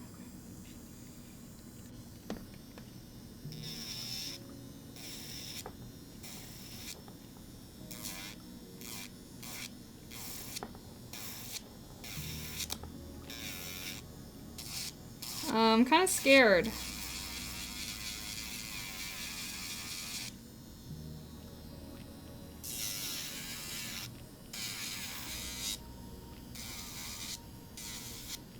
What does that do? Buffs the nail? Yeah, well, I still have some of my, like, fake nail on from when I got my nails done.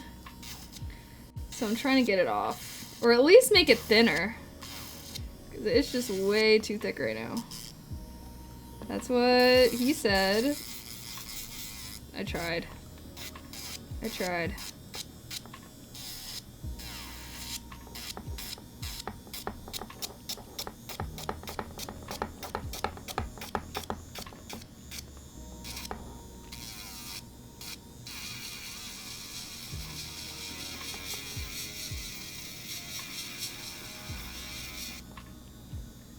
I don't know how well this is working.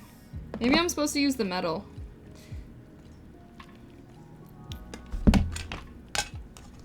I don't know. Am I supposed to use the metal or am I supposed to use... Let's try one of the metal ones.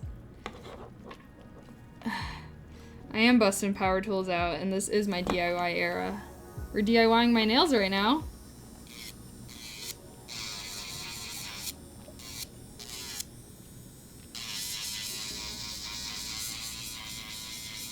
I don't know. I think this is actually worse. Yeah, I actually think this is worse. What if you sand it? That's basically what I'm doing.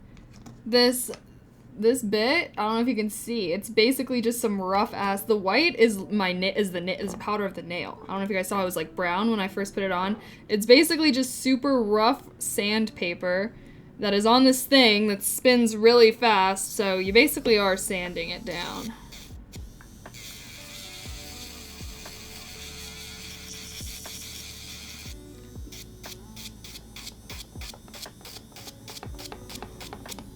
The nail powder is clogging it.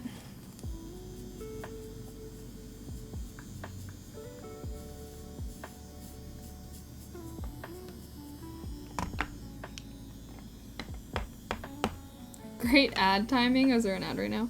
My Christmas was good. Thanks for asking. It's pretty chill, low key. What about you guys? Oh yeah, I don't know if you guys read the title, but what was everyone's favorite thing they got for Christmas? If you celebrate, of course. I bought myself a couple Christmas gifts. I was showing it earlier, but I bought the physical book set for the series that I'm reading right now, which was $100. Ugh, originally I wanted the box set, but that was $200, and I just could not bring myself to spend $200 on 7 books. Ugh. Call me a cheapskate, I don't care. I got a Mihawk's figurine from One Piece. Oh, that's such a good gift. I got a decent food processor. Ooh, I actually got a food processor last year and I have not used it once. I was like, oh my god, I can make so many pasta sauces with this. I did not. I really want to start doing more cooking streams, guys. I want HelloFresh to sponsor me. I would do a cooking stream every week with a HelloFresh meal if they would sponsor me. God, I need to, maybe that could be one of my 2024 goals. Get a sponsorship from HelloFresh. Well, not just like random, because obviously I've worked with HelloFresh on like a 1-off, 2-off kind of stream deal. But like something where we're like long-term, you know, because I use them. I literally have a HelloFresh subscription. Even if they could just give me my HelloFresh subscription for free, I would be happy with that. But do homemade cooking. I do want to get better at homemade cooking too. I want to make like my own kind of recipe that's like, recipe book that's like full of a bunch of my favorite recipes. I have one recipe in there right now, but I definitely want to. I am gonna make a chicken noodle soup tomorrow, actually. I saw a really good like creamy chicken noodle soup recipe on TikTok, so I'm gonna try that out. I want to get soups, I feel like are easy, so I'm gonna try and get good at a couple soups that I could make in the fall and the winter time. I do want to start experiencing like doing more like salads, but not like, you know, just like lettuce and stuff, but like quinoa, what's the word? Like Mediterranean salads, like salads that are more like, it's not just lettuce and dressing. Like they got hella shit in there, you know? I always see those on there and I'm like, oh, that'd be so good for lunches. Like girly pops always be meal prepping their quinoa, I don't even know. I just got a HelloFresh coupon in the mail. Is this targeted advertising in action? Oh my gosh, really? Yeah, I'm hashtag not sponsored by them right now, so maybe I should stop promoting them, but I do love them. I started using them. I actually think the first time I used HelloFresh was like through a stream sponsorship, and I loved it so much that I like signed up for a subscription, and I had my subscription during college when I was streaming, because it was just, I don't know, I was being a full-time college student while also trying to stream full-time, so your girl didn't have much time for cooking, plus I was a college student, so it's not like I was really, you know, cooking like that. But I loved it. It's so nice for like if you don't like because now when I grocery shop, I only have to grocery shop for a few meals. Plus it's really good at like for trying new meals. Like I feel like I've had lots of recipes from HelloFresh that I never would have normally had by myself, but like I saw it on their menu and I was like, oh, why not try it?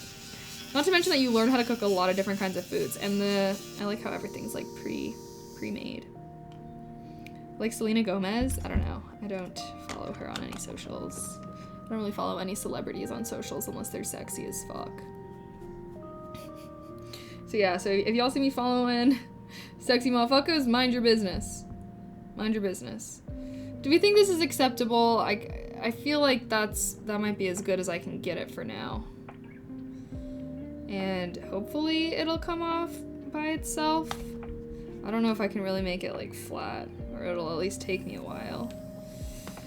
Oh yeah, I have those. We'll have to set them up whenever I do my next cooking stream. We haven't had a chance to really try them out yet. Gonna make tortilla soup soon. I don't know if I ever really like fucked with tortilla soup that much. I just feel like every time I have it, it's just okay. What are your favorite soups, chat? I just want to learn how to make some good ass recipes. Because, I don't know, cooking is one of those things that I really want to be, like, fucking good as hell at. Like, it's just such a flex to be good at cooking. It's such a flex. You can have dinner parties where you invite people over just to flex on how good at cooking you are. Not to mention that you can show out for every holiday, every party. You know what I mean? You invite a friend over, you're like, oh, I just baked these this morning. Why don't you eat them? You know, like... Cooking is sexy and men are, yes, so true. Oh my god, a man that knows how to cook. Because I feel like I have lots of girlfriends that know how to cook. But it's so much more rare to encounter a man that knows how to cook. But, yeah. Cooking is just sexy. I think I will agree with that. Cooking is sexy. And especially as a dude. Like, if you're a dude, you should 1000% learn how to cook. Because if you can do that, you're already ahead of 90% of men. Like, if you can invite a girl over and make a nice homemade meal for you... Yeah, she's going crazy on that D later. sorry. Ritz crackers, shredded wheat, brown rice mix. Ooh. Yeah, I see like a lot of like quinoa salads that look really good. Tons of chicken and corn. Oh, I do love corn. Oh, my uncle always makes this like cream of corn for the holidays and it's so good. Maybe that's a recipe I should add in there. You know what else is a flex? Being a billionaire. Is it? Is it really? God. Y'all see that they fucking did an audit of Fenty, Rihanna's makeup brand? That, first of all, I use a lot of their products. And they found out that they have worse ethical practices than Shein. Like, the bar is on the floor, ma'am. What? And a bunch of people were being like, Rihanna would she didn't know, blah, blah, blah. But a lot of people were being like, there is no such thing as an ethical billionaire, and this is evidence of so.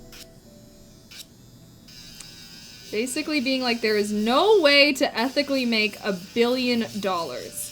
Because at the end of the day, if you made $1 billion, that means that you made costs low enough and prices high enough that somehow you acquired $1 billion. Like, you know what I mean? Like think about it. If you really think about it, it makes sense. So basically, anyone that's a billionaire, you already know they're kind of fucked up. Unless they inherited that wealth. But I would say that coming from generational wealth would probably make someone worse. Like, you know, like, we got two motherfuckers. Someone became a billionaire, you know, themselves, self-made, whatever. And then we got someone that's a billionaire from generational wealth. I feel like that person's gonna be, I don't know, more of a demon. I don't know, though. I'm gonna be honest, guys. I don't really interact with that many billionaires, so I can't actually speak from experience. Easier to learn to cook than be a billionaire. Very true. Very true. Worse than Shein Dang. No, that's right. Like, facts. Like, Shein is literally, like, bottom of the fucking totem pole, whatever the word is a billionaire. Sure, being a billionaire is cool, but how many tennis balls can they juggle? Yeah, I'd like to see them try. I just feel like being a billionaire is just, like, that's doing way too much. That's, like, at that point, you're being too greedy. You're being too greedy. Like, what do you even need all that for? Like, let's be for real. Like, give some of that away. Just kidding. Kind of, I don't know, though. I do feel like, you know. Ah, thank you for the 5 gifted, Wanderer. Thank you, thank you, thank you. I appreciate that. Ah, thank you so much. Mwah. Oh my gosh, it's so rare for me to get, I don't know, gifted not drink ASMR. Thank you so much. Sorry, I felt like I wasn't being excited enough. Thank you! Anyways, do appreciate it. If you guys got a gifted sub from Wanderer, make sure you say thank you. Very nice. Technically they don't have billions, they are worth billions. Okay, but you're gonna tell me that Jeff Bezos doesn't have a fat amount in his bank account? Like, sure, maybe he doesn't have, you know, however much Amazon is worth, like, that whole amount. But we really gonna act like his bank account is, like, empty or something? Obviously, I know all of it, but, like, I just think, like, have you guys ever watched those videos of, like, 1 million compared to 1 billion? Like, even, like, I don't know, like, it just, once you put it into perspective of, like, how much $1 billion truly is, that's when I feel like the real conversation can really start. Because I feel like I feel like a lot of people, like, aren't, like, it was like I watched this video, it was like grains of rice or something like that, and being like, oh, like, you know, this is showing 1 million, this is showing 50 million, but, like, 1 billion is next level.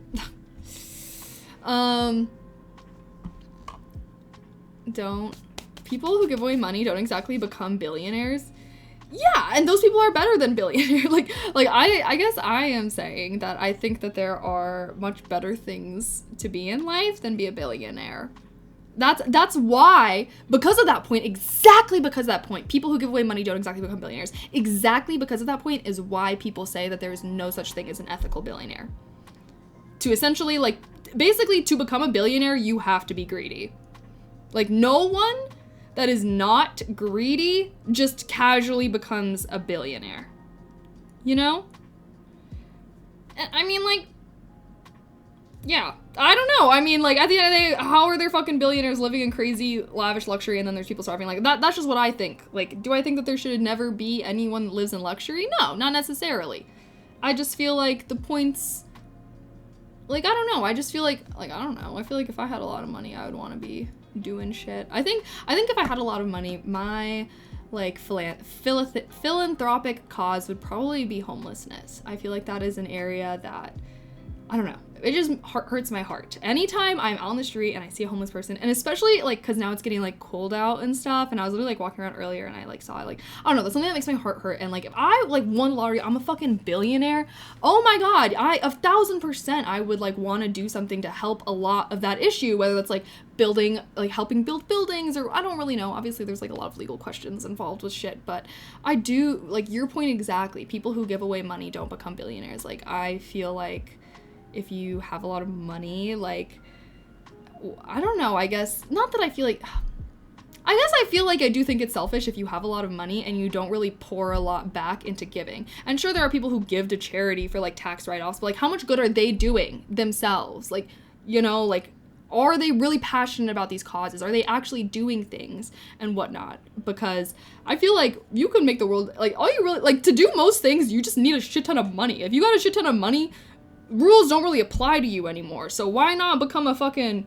Just know, okay, I'm a billionaire. I'm popping out with Kaylee May Village, with Kaylee May Town, okay? We're gonna be having housing. Make sure you got a work from home job and just come and be a homie. That would be my dream. But I don't know. If I had $1 billion, I would build a town. I'd build a town. There'd be a free library. Like I said, people can come and study. Of course, affordable housing. I'd want there to be a lot of nature. So I'd probably need to bring a lot of people that like nature so that I can have people that to help me take care of the nature. You know, people that just like know a lot about how to take care of plants and landscaping and stuff. But ideally, I don't know, we could have like community cooking nights, community potlucks where you come. That's the one thing too, is I just feel like we live in such an individualistic society. There's like so little chances for like community and stuff. Like there's just not as many third places as there used to be. Like my town would have lots of third places for people to hang out and meet. Just know, chat, if I ever become rich as fuck, I'm so popping out with this town. I need to buy some land though before, actually, I don't know. Shit's crazy, I will say. But that's my dream. My dream is to have a town with affordable housing and lots of third spaces and walkable, no cars allowed. There's like a parking lot where everyone parks their car when they come to the town and then they walk in. And there's no cars allowed at all. Maybe we'll have like some robo taxis going around for people if they really need to get somewhere in a pinch. But the town will be designed so that you don't even need a car. All the communities are walkable, and then there will be like public transportation to get everyone around. Wow, guys, I can't wait till I'm a billionaire and I can make this a reality. See, maybe that's the issue too. Maybe this is getting to the cause of the issue is billionaires are so lazy nowadays. Every billionaire, I'm just kidding. But like for real, I feel like motherfuckers back in the day used to be like building colleges, like rich ass motherfuckers, like back in the day, like they were doing crazy shit, right? Like they were building lavish museums that were so elegant and beautifully decorated. They were hosting lavish balls that were spectacles for us peasants to wow at and whatnot. And I guess we do that in a way via social media nowadays, but it's just like, oh, be creative with it. Be creative with it. Where's the creativity? Like, oh my God, I would be going so crazy if I got loads of money. I'd be building towns. I think this is so weird. If I can't afford to build a town, my like sub method would be building like a resort where people can come and vacation basically. But it would be the same kind of vibe but it wouldn't be like a beach, it would be like a retreat. There we go, where people would come here long term, and like maybe it would be like nature vibes so that people can like unplug from technology and stuff. That would be really cool. I mean, now that I'm really thinking about it, I think it would be even cool if we had a town, except it was kind of like an amusement park where there's like different areas. So we have like a high-tech sci-fi area. We have a wooded fantasy area, okay? Maybe if we're lucky, we get some waterfront property and we can have a beach area. There's different aesthetics, and you have to dress for the aesthetic for the area that you live in. I'm just kidding. At that point, we're getting too close into video game territory. At that point, I'm a dictator. We are kicking this person out because they were not on theme on Wednesday. Robot Rob, thank you for the 7th Prime. Happy 17 months. I appreciate it. Okay, sorry. I'm just getting crazy now. Okay, guys, don't take anything that I'm saying seriously, okay? The minute that I start fantasizing about having unlimited money, you just need to stop taking everything that I say seriously. That's the one thing I've never understood about people, like whenever you ask them about like, I don't know. Being on Twitch is like window shopping bitches. Ayo, too bad you can't have any of them. Too bad you can't make any purchases. Okay, hold on. Someone needs to take her to a themed ball. Shut up, because I literally just saw, sorry, you don't want to get me, but I literally just saw a TikTok of this woman talking about how she goes to balls every year, and people in the comments were like, what do you mean you go to balls? Like, what? And then she lives in Italy, and she lives in Vienna, and she was talking about how in Vienna, I'm sure they do this in other places, but where she lives, they just like have balls that you can just like buy tickets to and attend, and I'm like, I want to go to that. I want to go to a fucking ball one day, okay? I guess I could go to a ball one day. Maybe that's an even better, I could just host my own balls one day. Guys, a lot of my future plans involve me being obscenely rich, so please subscribe. Tier 3, if you can. Charity balls, yes! No, I would love, like, if I was like, oh my god, like, I love what QT Cinderella does, how she, like, hosts all those events, like, a lot of them with, like, charity and stuff like that. Like, I would love to be, like, doing something like that. I just think it'd be so cool and so fun. But unfortunately, these things, either you need a lot of money or you need really good connections. I have neither, so why don't you? I don't even know the first thing that would go into that kind of stuff. I'm sure it's possible, though. Event planning. I've never planned a formal event. I could barely plan a dinner party. Once I host my first dinner party, then we can start talking, but in the meantime... ask QT... Bro! What? QT does not know who I am. I am literally a rando compared to her. Okay, I think I've sanded this nail down as much as I can. I'm just gonna say fuck it, let's paint him. Let me make sure my nails are a nice little shape. Also, I need to attend a ball before I can start planning one.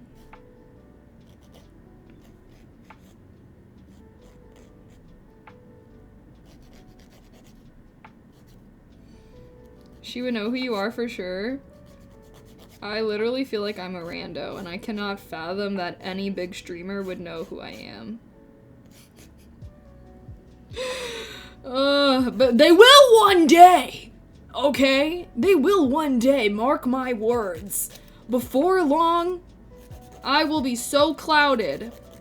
Everyone worldwide will recognize the name Kaylee May. How do I get this fame? Yeah.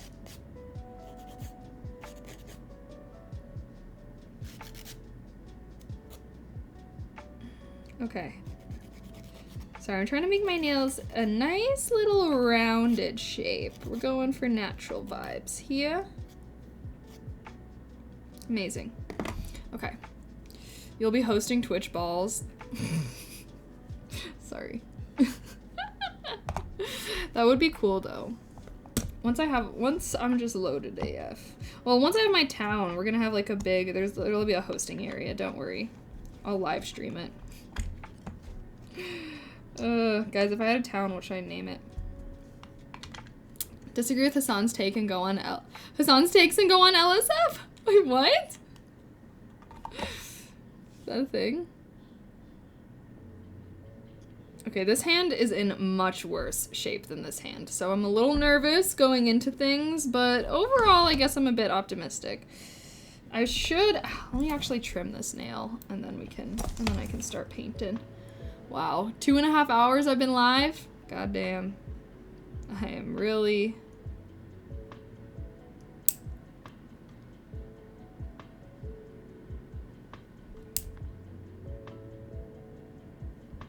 Okay. Mayville? A few people said Mayville. Okay, cool. Mayville it is. What's my average uptime? I don't know. I used to stream, all my streams when I first started used to be 5 to 6 hours, but now they're probably closer to like, well, it depends a lot. I would say like 3 to 4 hours, but if it's a gaming stream, it's probably closer to that 5 to 6 hour mark. But my gaming streams before used to be like 8 hours. Oh my god. I don't stream as much as I used to. Life gets in the way. When I was a college student with not shit else to do, it was kind of easier to be a degen and stream all the time. Oh, you must be a billionaire because you're lazy now. Yep. At the moment, anything you want to say about the whole Destiny and Melina situation will land pretty high on LSF and clip sites. Wait, what's the situation? Wait, is there tea? Chat, I rely on you guys for all my Twitch streamer tea. So pour up! What is it? Spill! She cheated. Wait, how? I actually don't follow Destiny on anything. I only follow Melina, and she has not posted anything, but if she's the one at fault, I guess that would make sense. I wish your long-ass DGen streams TBH. Hey, well, they'll be making a comeback. Oh yeah, I don't know if you guys, like, saw my, I don't know if everyone saw. I tweeted out about it. I guess I could have, well, I posted a video earlier today, so that's why that's the pinned comment, but if you didn't see,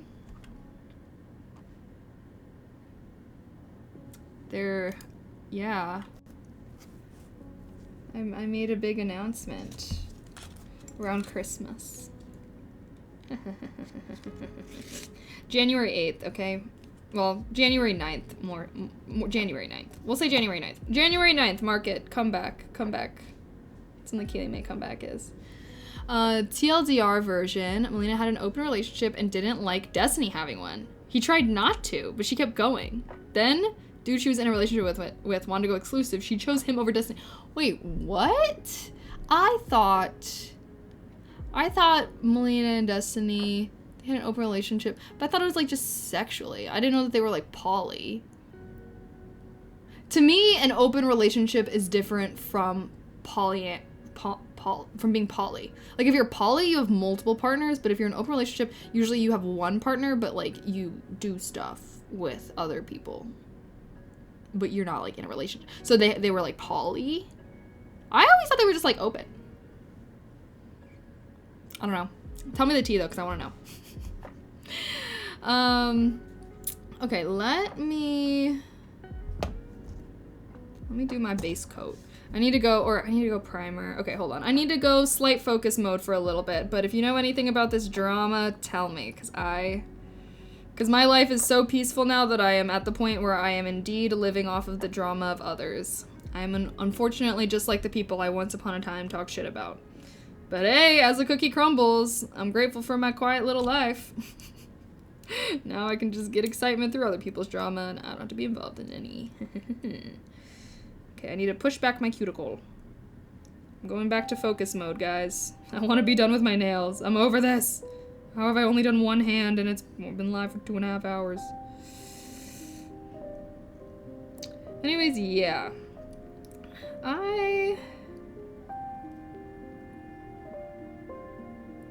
That is very unfortunate that Melina and Destiny did not work out, though. Very unfortunate. Because now all the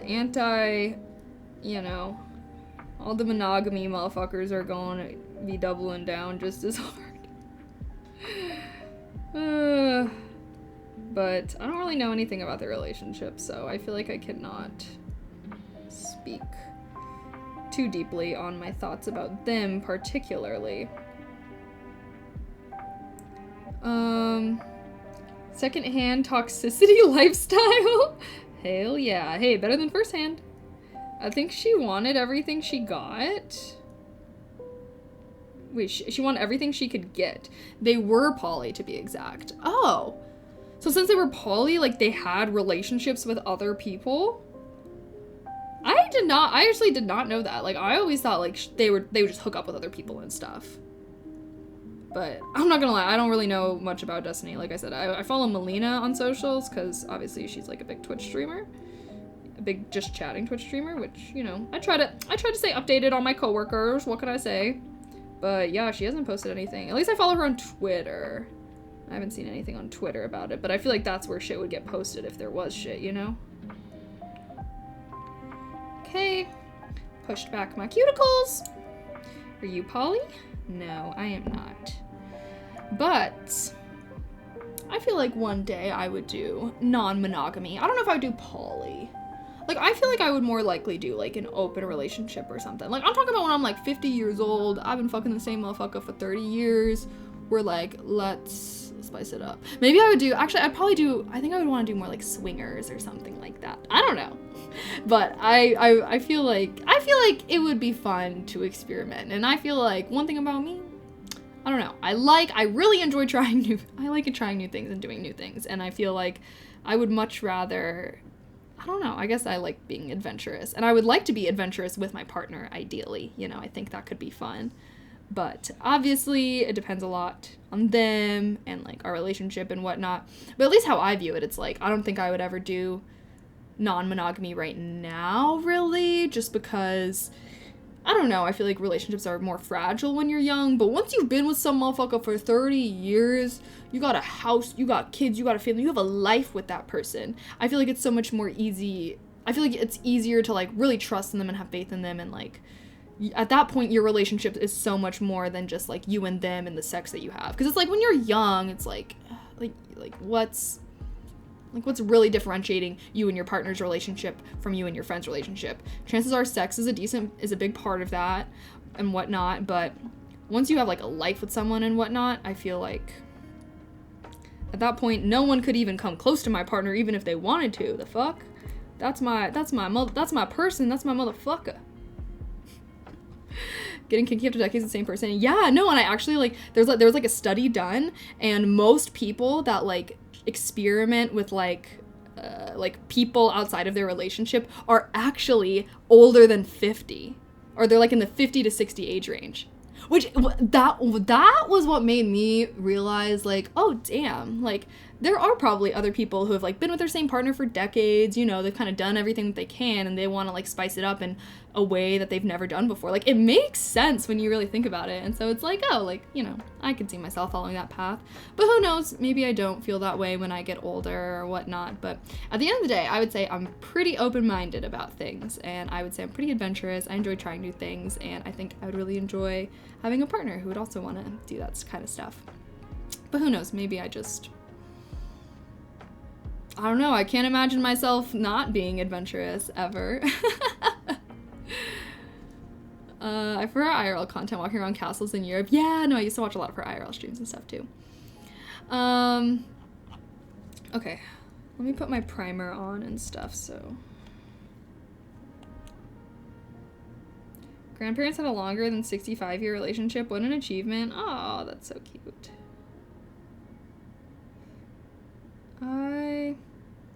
Yeah, hopefully I never get divorced. That is definitely a life goal of mine. But also at the same time, I will never stay in an unhappy relationship just to avoid divorce.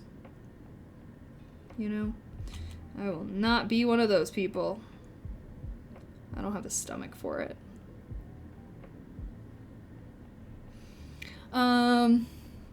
That's why the old folks' homes are popping off. So true. So true.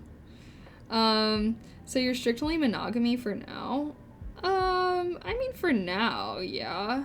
I just feel like it's a lot easier to feel, because at the end of the day, it's like, I feel like to be open or poly, I feel like you have to have a lot of trust in your partner. Way more so than with monogamy. Like, I feel like people in monogamous relationships, like, I feel like a lot of people already don't even have enough trust. Like, you know, they're doing all the crazy stuff, you know, telling your partner they can't hang out, like, they can't have friends of the opposite sex or something. You know, like, people are already struggling with that kind of stuff.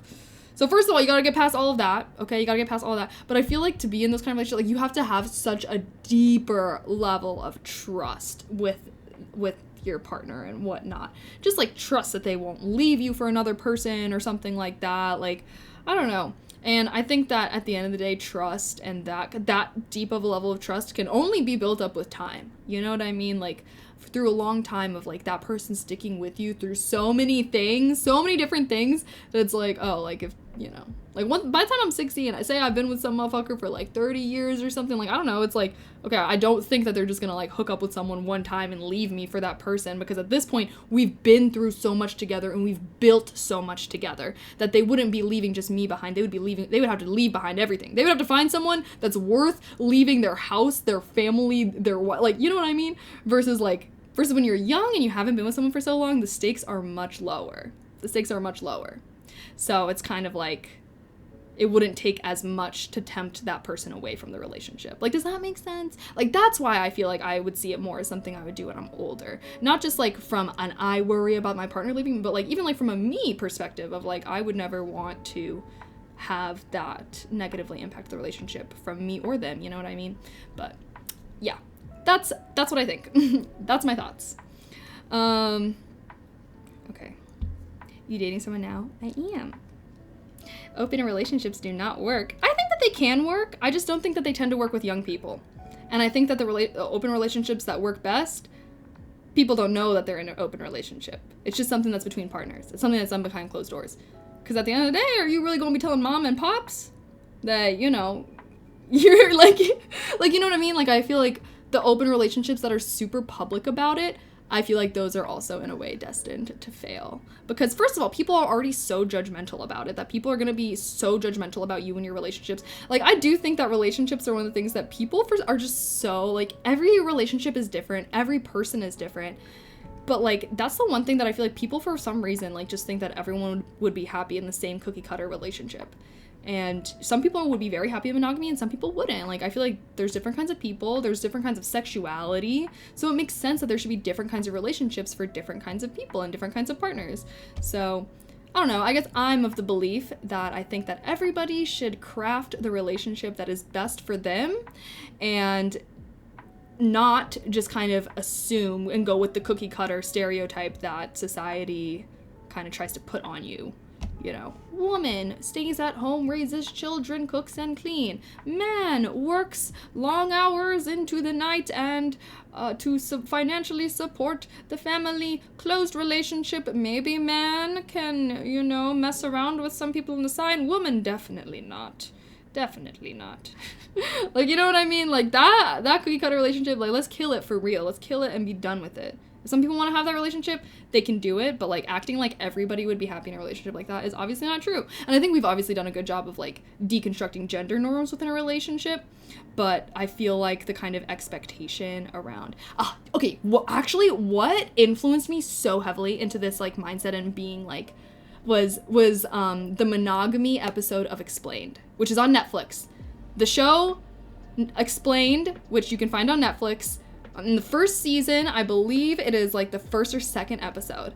It's called Monogamy, and that episode, it's literally like 20 minutes, but that episode literally made me have like so, I don't even know how to explain it. It was just so good. It was so good. The way that they like analyzed the history of monogamy and like basically like how we came to where we are right now with our expectations with relationships. And it was so interesting and it was so good. And if like this is a topic that interests you, or especially if you're someone that thinks open relationships don't work, watch that. Like it was just so good. They have so much evidence and like they talk about it obviously from a historical lens, and obviously they talk about like you know, modern day and stuff as well. But it was really good and very interesting, and I think at the end of the day, like I think it even made me so much more, like I feel like I was already pretty open-minded, but like I feel like it even made me, it gave me data, I think, to back up like what I kind of felt before, but even like more deeply, it made me more deeper rooted in my beliefs of just like, I guess just accepting open relationships, which like I feel like that should be normal, but I feel like so many people like do have this mindset of like open relationships are basically less than monogamous relationships, or not as good, or the people don't love each other as much, or yada yada yada. But definitely a very good show and provides lots of data and really analyzes from a historical lens, which is always good for understanding things, I think. Okay, need to go back to focus mode. I am a big data girl. Jason, thank you for getting a sub. I appreciate that. Thank you. I will check it out. Yeah, it's such a short watch. Oh my gosh, if any of you guys watch it, definitely come and let me know what you think. Maybe I can be more active in the Discord. Y'all can tell me what you thought of it. I just think it's funny when some monogamous people shit on other stuff so hard when today's world divorce rates are crazy high. Yeah, there was like a quote from this episode actually where one of the people the man was in a open relationship, and he was like saying how like sometimes people will say to him, oh, I could never, do what you do. I value loyalty too high, Meanwhile, they're on their like third wife. And then the guy says, that tells me that they don't value loyalty. They don't value love. They value monogamy. You know what I mean? Like, if like someone that's been in an open relationship for 40 years, sorry, they got more to flex on than someone that's been in 3 marriages at the end of the day. Like, I don't know. At the end of the day, that's just what I was saying, though, of, like, I do not think that open relationships are for everyone. I definitely don't. Like I said, think of all the people that already are getting insanely jealous in monogamous relationships. Those people would literally have their brain melt if they ever had to be in an open one. Like, they just could not. Like, I don't think it's for everyone.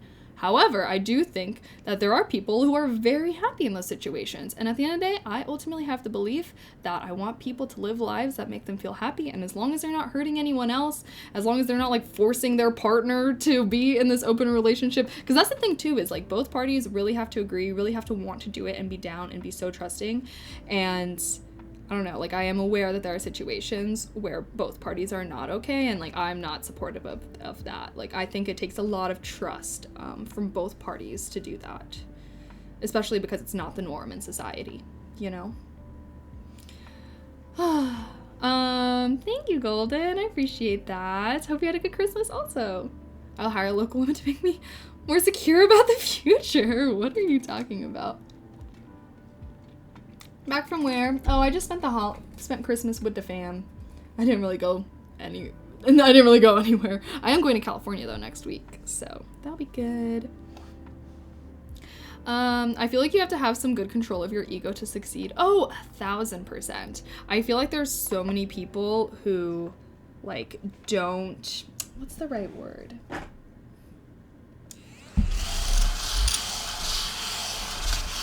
Sorry, vacuuming up all my nail dust from earlier. But yeah, I feel like, well, because first of all, I feel like you have to be a very secure person, because I feel like anyone that's insecure is automatically going to be feeling way too gassed up from any type of attention that they receive.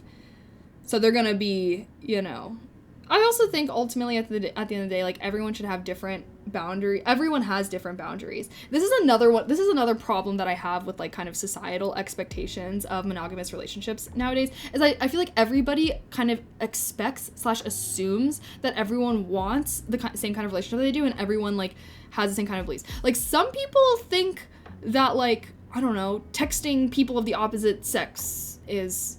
Let me think of, like, what's a good example of, like, some people think that liking other girls' Instagram pictures is cheating.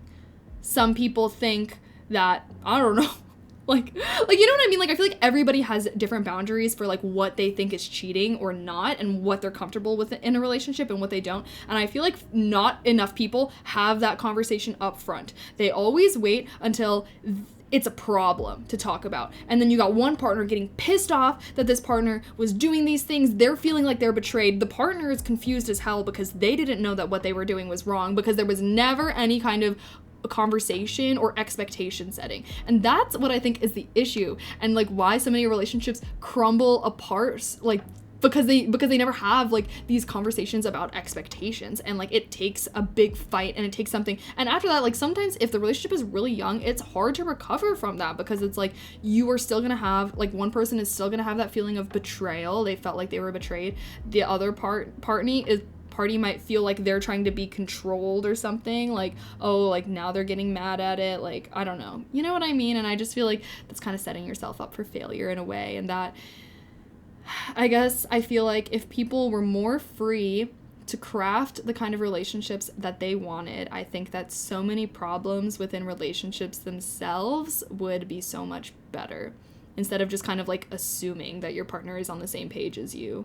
You should, like, have those conversations. You know what? I was listening to this podcast earlier, and it was, like, basically talking about how millennials aren't having as many kids, how, like, you know, there's a lot of stuff, like, a lot of moms post on TikTok about their everyday life and, like, how it's fucking miserable, blah, blah, blah. And, like, one of the ladies I was talking about how she was, like, with a partner for many years, but that they never talked about having kids, and, like, she didn't want to have kids, and then he did, so they broke up after being together for years. I'm like, how could you be with someone for years and never talk about if you want kids or not. Like, that was the craziest part of the whole podcast for me. Was like, how are there people that can be with a person for years without having, like, those kinds of conversations? Like, that never got brought up. Like, how? But, like, I feel like that is a symptom of a larger thing of, like, of kind of assuming you're on the same page as your partner without having a discussion, you know? I don't know, man. I don't know. And maybe that's a dramatic example, but let's, like, we can even use an example of, like, private versus public school or something like that. Like things that people don't really talk about as much, but should be talked about 1000%. Assuming only makes an ass out of you. Yeah, facts. Selfishly, I would not be happy if my woman was sleeping with other men. I mean, that's fine. Like, if you are not into open relationships, that's fine. Don't be in one. But just don't judge people that are. That's all I'm arguing. And like I said, I definitely do not think that everyone would be happy in an open relationship. Just like how I don't think everyone would be happy in a monogamous. Like, serial cheaters, like, motherfuckers that cheat on every single partner they have, like, those people just need to be in an open relationship. Like, think of all the hurting that they're causing in the world and how much less hurt there would be if they were just in a relationship, in an open relationship. You know? Because that's all I want at the end of the day. I want to lessen the pain in the world and increase the pleasure, increase the happiness.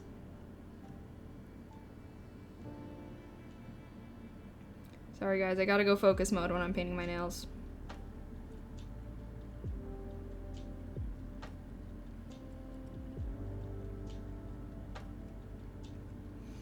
I feel like to be in an open relationship, you definitely have to be a not jealous person. Like, that's one thing about me is I feel like I'm not a jealous person at all. Sometimes I actually like seeing other people come on to my partner. I don't think I would like seeing my partner come on to other people, but there's just something so good about seeing a girl come up and try and flirt with your mans and then watching her shoot her down, or watching him shoot her down. And I'm just thinking, yeah, he's sexy, and yeah, he coming on with me. Ayo, you wish. Like, I don't know, I'm like not a jealous person at all. Like, it'd be making me feel gassed up. But I don't know, like I said, I feel like if I was in a situation where like my partner was coming on to another person, I might be getting a little peeved. A little annoyed. You know? But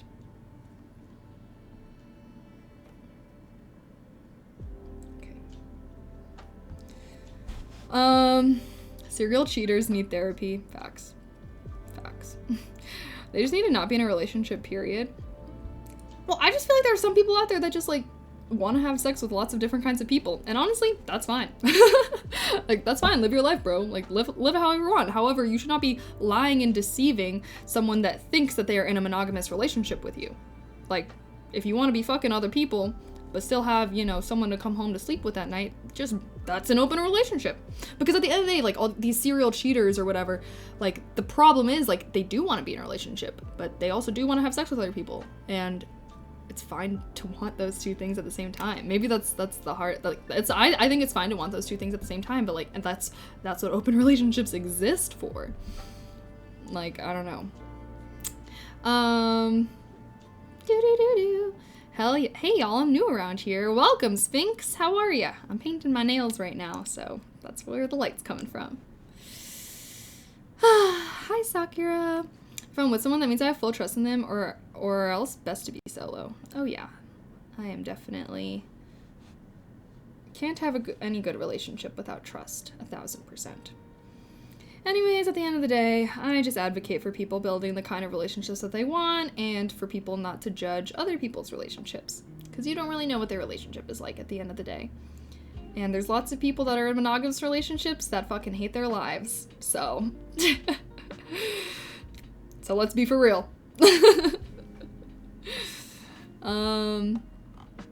Wait, I think I might have missed some of this earlier. Whatever you do, just please get tested. True, get tested regularly if you're hooking up with mofos. I mean, in a perfect world, people would get tested after every new partner. So it's like pretty common. Valid.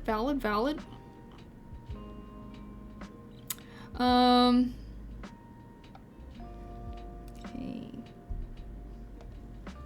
Don't feed insecurities. Those people can't love or experience things right. What do you mean?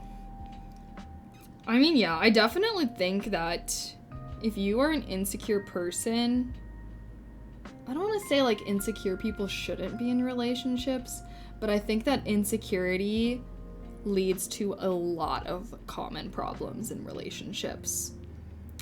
And at the end of the day, you should never be with someone that makes you feel insecure.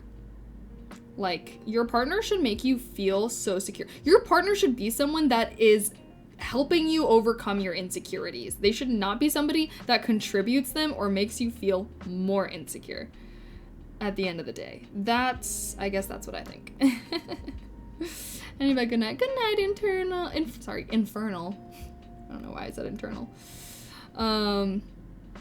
But yeah, that's what I think. Oh goodness. How many coats did we do on my other hand? 3? Take a minute.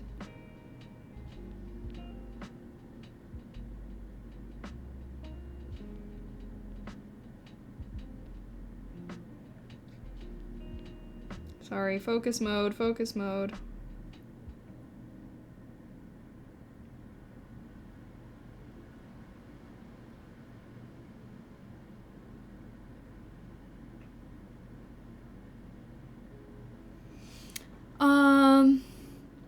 There we go. Okay, Chow, what do we want to talk about next? Are we over the open relationship talk?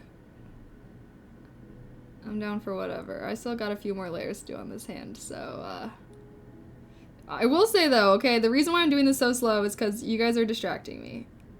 Okay? Okay, chat? Let's just be clear about that.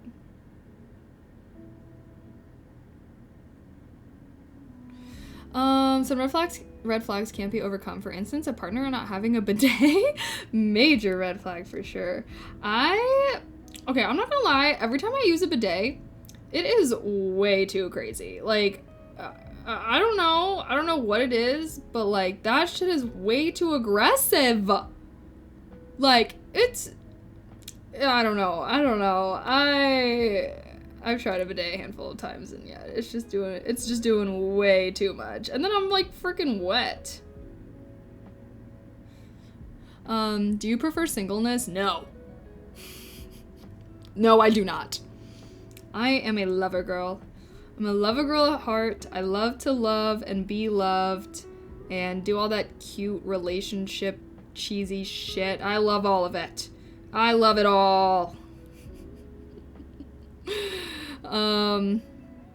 But yeah, I just think when you find the right partner, it's so worth it.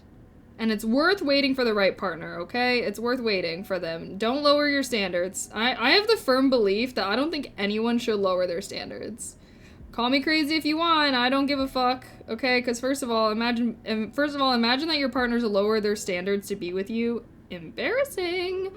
Second of all, you're much more likely to resent your partner or get mad at them for things because you feel like you're doing them a service by being with them. You know what I mean? And at the end of the day, I just think that's a lose-lose. So never lower your standards. And all it takes is meeting one right person. Most people will not meet your standards, and that's fine.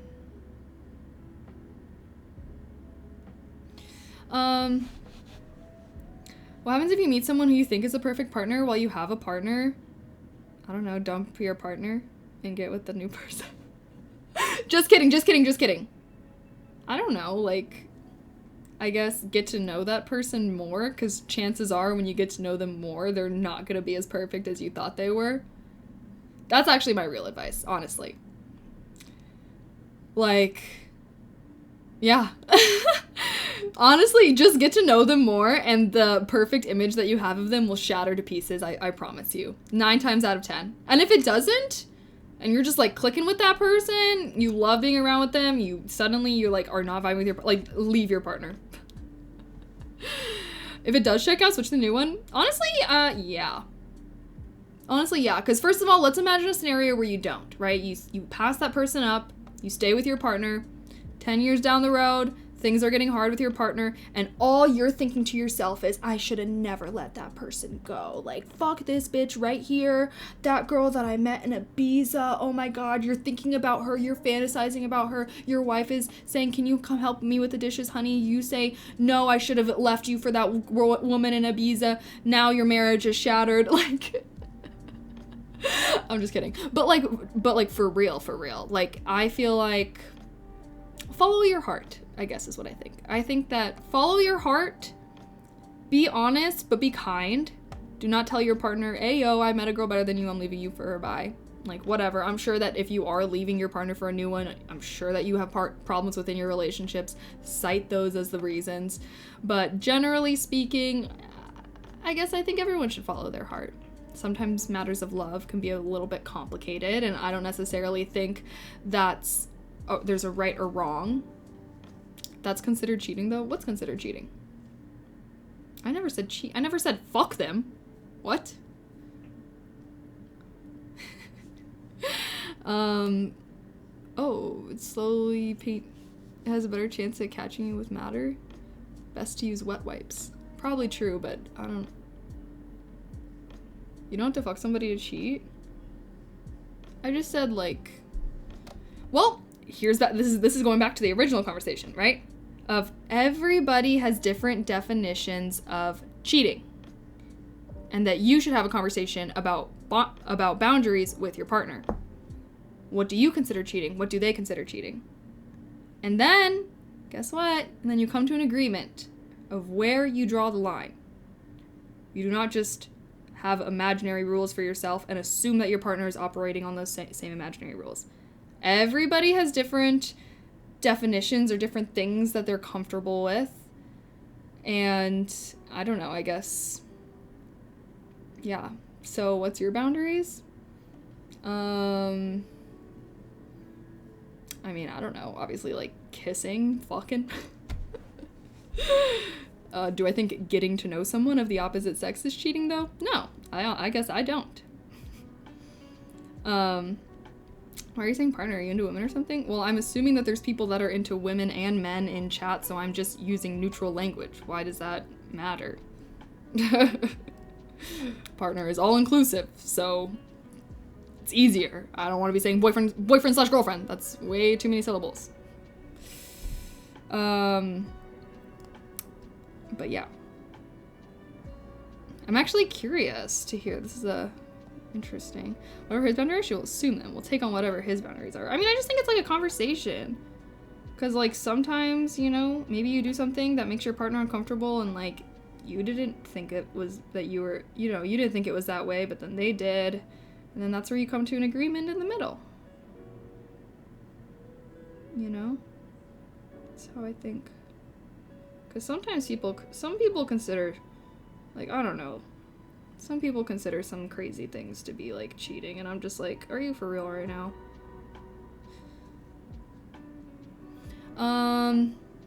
BF/GF/Switch/YouTube partner. Yeah, exactly. I feel like cheating is anything where you're giving more time to someone else than your significant other. Ooh. I'm just really gonna have to disagree. What?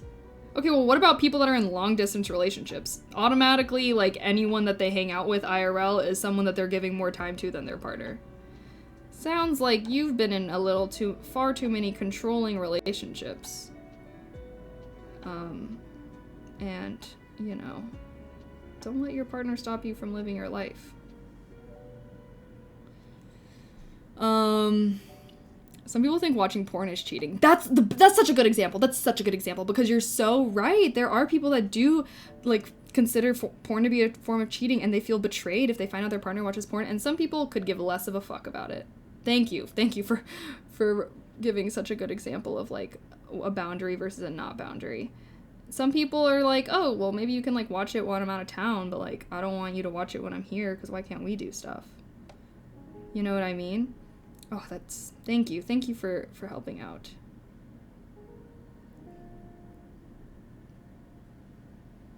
Chad, if you had a partner that said you can't watch porn anymore, what would you do?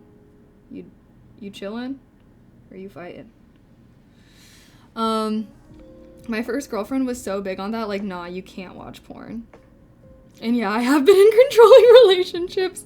Honestly, I really hope that you find a partner that is not controlling. And the thing is, I will acknowledge the fact that I do think that, well, I don't know, actually. I guess there's a lot of controlling guys and girls. Like, I feel like girls can be controlling with, like, what they do on their phone. So maybe, like, social media or, like, porn, whatever. But I feel like guys can be more controlling for, like, IRL. Like, she can't have any guy friends. She can't wear this. She can't wear that. Blah, blah, blah. Like, I feel like the way that a controlling partner manifests can kind of depend. But, yeah, I don't know. At least me personally, I don't think getting to know someone or spending time with someone of the opposite sex, like, I don't know, because also at the end of the day, like, I feel like I'm a pretty friendly person, and I feel like I've been in situations where I think I'm just being friendly and nice, but the other person interprets it as flirting or something. Like, you know, like, it's those kinds of situations that I feel like are tough, because it's just like, at the end of the day, like, who can really say, I don't know. All you can really do at the end of the day. And I don't know, I guess I'm, like, very trusting with my partners and stuff, too. Like, I guess I would never assume ill intent, with my partner. But, I don't know, I have had some fuck-ass boyfriends in the past. But I'm past that era of my life now. Would you just start sneaking porn like a teenager? IDK. I don't know. I don't think I would be that upset. I think the meeting in the middle for me, if I had a partner that was like, no porn, blah, blah, blah. I think the meeting in the middle would be, okay, well then we just have to make films ourselves that I can watch. That's the best method, okay? Okay, if your girl is being like, damn, like, no more, you just gotta be like, okay, well, what if we make some films? And can I watch those? Because chances are, yes. Like, the chances are, if, like, there's someone that doesn't want you to, like, your partner doesn't want you to watch porn, they're just feeling jealous. They're feeling like the people that you're watching are, like, getting you off, and that's why it feels like cheating to them, because, like, they feel like you're coming to other women or men or whatever. But, like, then if you do, like, a film where it's you and them, like, I feel like that is kind of solving the insecurity of, like, the pause of, like, because it's, like, still her making you come or still him making you come, whatever it is, you know? So, like I said, I feel like boundaries are about conversation and meeting in the middle. I think since society is a little more isolated than before, it's easier for friendliness to be taken as flirting. Yeah, also, like, I feel like in situations where, like, the other person's like, because it's always situations where, like, the dude is probably attracted to me, so they're, like, interpreting my friendliness as flirting, versus if I was talking, like, another girl or someone that wasn't attracted to me, like, they wouldn't be interpreting it that way. So it's kind of, like, that's my issue with, like, the whole flirting is cheating kind of conversation, is that, like, flirting is so subjective.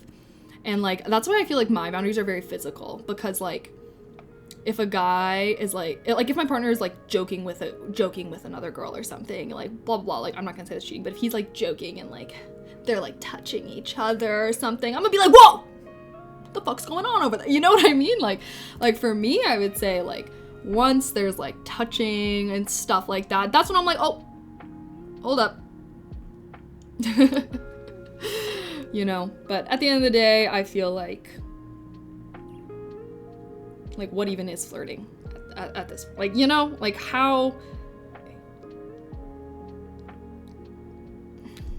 to me, flirting is like joking with touching, but just joking, I don't know, like, that's, like, I don't know. maybe I don't know. Boundaries. My ex had a boyfriend. I could sleep with other women, but she could only sleep with her boyfriend. I'm not even kidding. Hey, honestly, if that works for you, that works for you. That sounds valid. I feel like some people in open relationships, it only works if, like, their partners are either random or if they, or like, to me that's open, but then there's like poly where people have different ones. But like also like good for you. Craft the kind of relationship that works best for you. And if you had a good time, like hope you, like, I don't know, like fuck it, right? Fuck what other people say. That's a big risk. If those videos get on the internet, it can ruin someone's life. That's true. But at the end of the day, like I said, I do feel like I deeply trust my partners. And maybe it's stupid, but...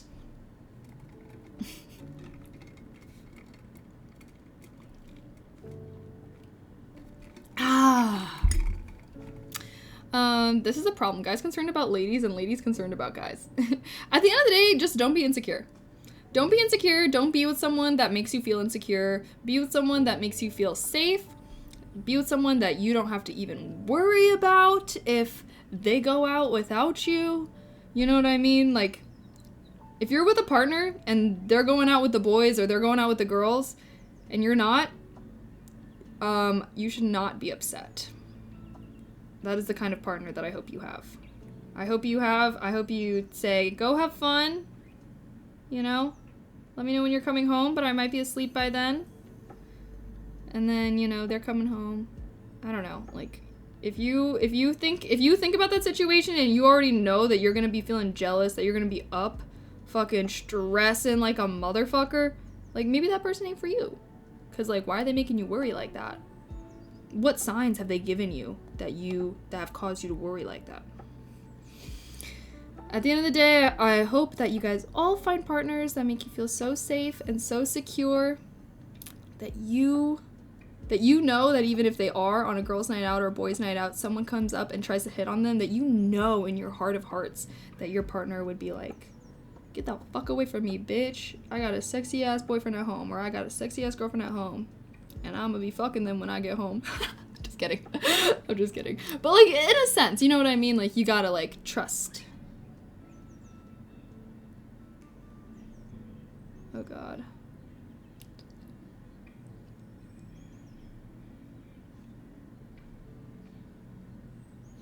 Do you trust any strong passwords and not get hacked? Fair point. I suppose so. What the fudge?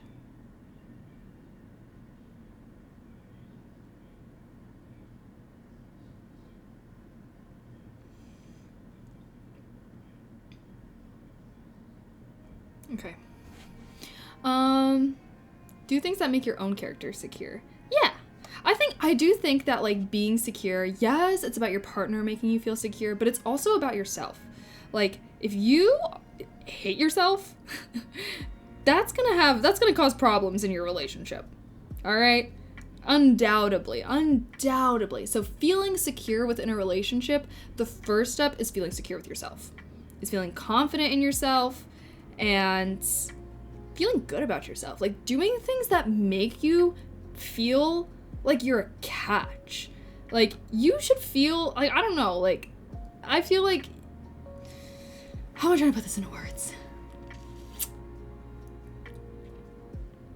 Build yourself up into somebody that you are proud of. Into somebody that you are like, anybody that is my partner would be blessed to have me. You know what I mean? And that takes work. Okay? Because if all you're doing is sitting around watching TikToks all day, you probably are not going to be feeling like that gassed up about yourself. You know what I mean? It's going to take pushing yourself out of your comfort zone. It's going to take learning new things and skills and abilities. It's going to be like, I don't know, it's going to have a lot of different ways to kind of, everyone can build yourself. And that's the thing too, is like, build yourself up in a way that makes you proud, right? So something that might make you proud might not make other people proud. Whatever, fuck them. Like, follow your own life path. And most importantly, have the courage to follow your heart and not just do what other people say and whatnot. Because I think that is the best way to build confidence and become secure. And at the end of the day, doing the things that other people don't do are going to be the things that set you apart, okay? Your weird obsession with playing piano, I don't know, I'll just use a random, playing piano, and you got so good at it, like, that might be something that, like, sets you apart at the end of the day. Like, I don't know.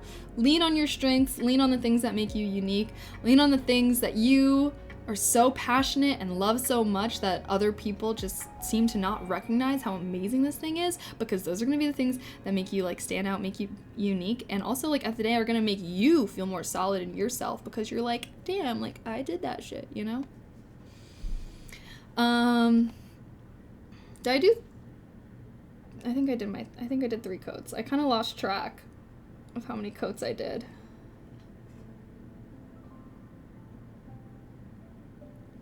This looks like 3. This hand is so much worse. I'm gonna need to go crazy with the nail file in a bit. LOL.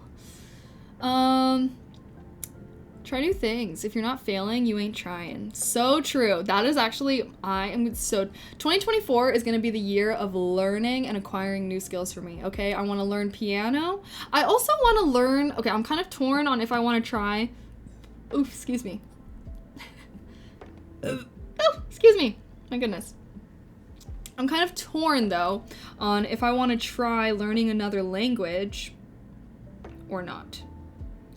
I'm kind of like, okay, maybe I should just try to learn how to read music since I'm learning how to play piano, and like that's gonna be it. Like, you know, I don't want to try and learn too many things at once or else your girl's gonna get overwhelmed and fail. But I was like, because I was doing Japanese for a while on Duolingo, you guys know, but then I was like, then I just had like reality kind of hit me, and I was like, why the fuck am I learning Japanese? Because I watch anime? I was basically like, don't be that kind of weeb. So then I switched to Korean. Cause I was like, okay, they got K-pop, they got K-drama. I use hella Korean skincare, okay? Lots of opportunity to practice, basically. And then then Korean was like way harder than Japanese, which is really weird. I don't know, people were saying that Korean was supposed to be easier, but it was way harder. And it was, I don't know, and then I've switched to music. So now lately I've been trying to learn how to read music in preparation for me learning how to play piano, which has also been kind of hard, but not too bad. So what do we think, chat? Should I try to learn a new language in 2024, or should I? But I'm already planning on learning piano, and should I just have learning to read music as kind of my learning thing? Because like I said, I don't want to try to be doing too much at once. Do programming languages count? Oh, 1000%. Honestly, just learning anything is worthwhile. I would love to learn how to fucking code. I don't know, though, because I hated coding in college. Like, I seriously hated it so much. But it would be cool to just, like, be able to make apps, just cause. Pussycat, thank you for gifting a sub. I appreciate that. Thank you. Mwah. Heart.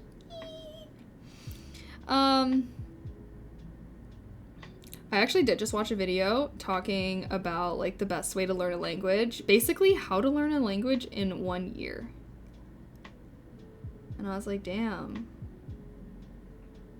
Should I do that?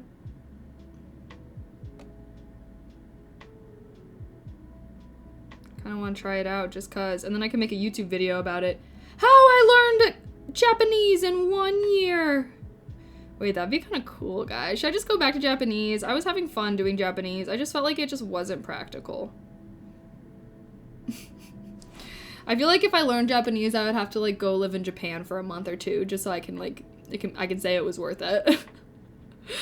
I think learning music is a good goal. No need to overextend if you're not into learning language. I mean, I am into learning a language. It's just those things where it's like, I don't want to put too much on my plate.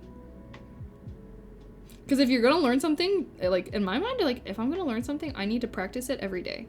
Or almost every day. And if I'm trying to learn 5 things, like, that's not going to be sustainable. I think it's best to try to learn 1 to 2 new things at a time. Recreationally. Obviously, if you're, like, a student and you're in school, you're, like, taking multiple classes at a time, like, blah, blah, blah. But, like, for fun, like, I would say for the average person, it's best to try and acquire 1 to 2 skills at a time, because if you're trying to learn 4 new things at once while you got, like, a job and like I don't know, I just feel like that's not gonna pan out well. Fun girl power shaming, congrats. Thank you. I appreciate that. Stick with the piano depending on how fast you learn. See where you are in 6 months, then a year. I do want to learn another language, though. It's just like, what language? Mochi! Hi! Oh, okay. Did you guys see him? I don't know if he if you guys were able to see him run in. Tuna, thank you for the sub with Prime. I appreciate that. Happy 23 months. Thank you. Mwah. Neon Blue, thank you for the tier 1 as well, and also happy 13 months. You have to subscribe for an extra month now, Neon, because 13 is just an unlucky number. It's practical if you watch anime.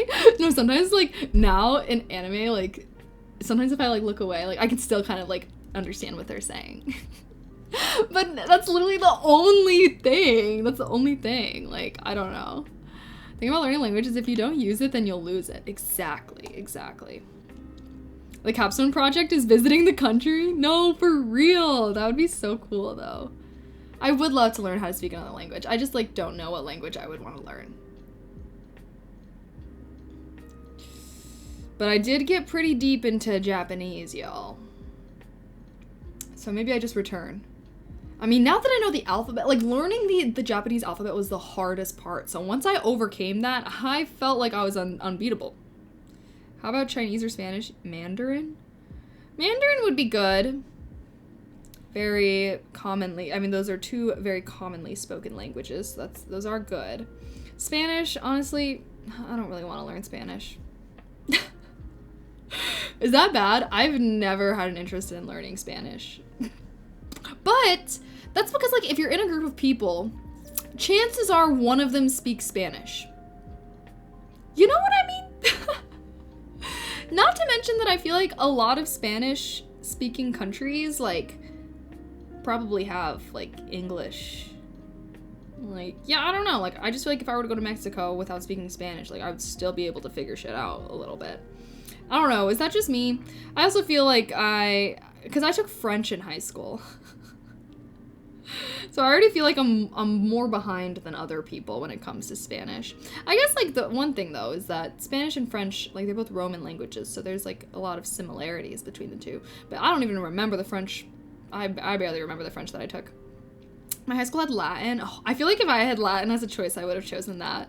I just chose French because I was like, France, like, I don't even know what my fucking reasoning was, but I regret that so much because French also pretty useless. Oh, you know what I could do that I was thinking about? Was I could learn how to speak Vietnamese. Because my mom speaks Vietnamese. And then I could pop out. I could, like, just pop out after a year being, like speaking it fluently. Like, just randomly, like, talk to my mom in Vietnamese. And she would be so shook.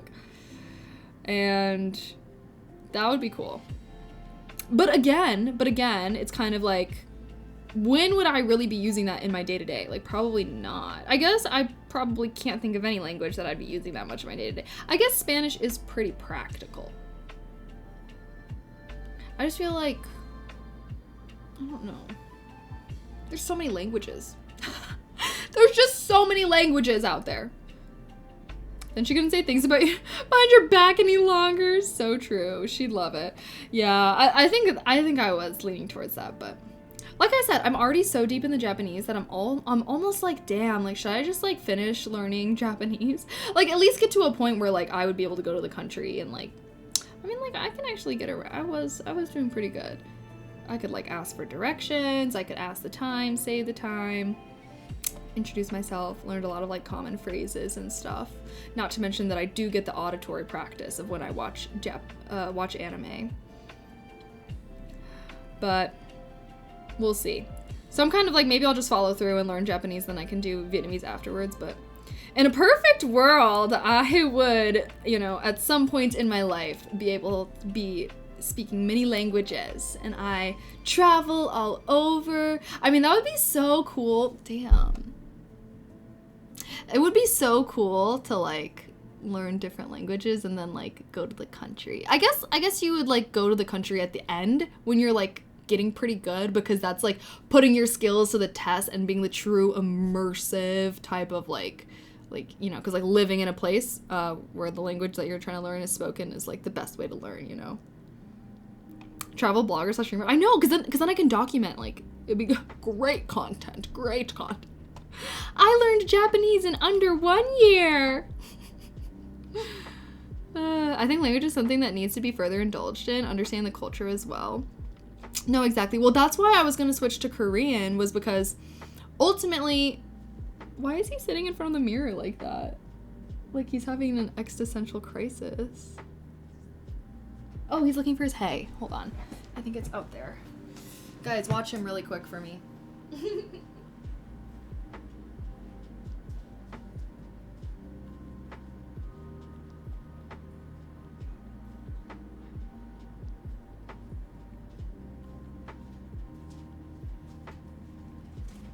Hey, Mochi Moch. Look.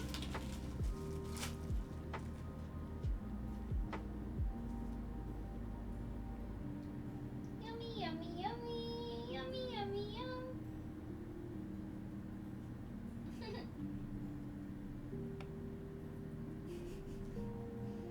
He's eating his hay. Can you guys even see? Can you see him? He's eating his hay. What?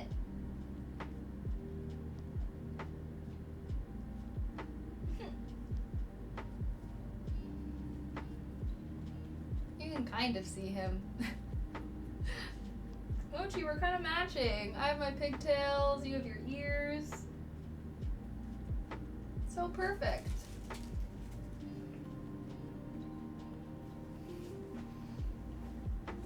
Okay, he's eating. We'll let him eat in peace. Oh my god!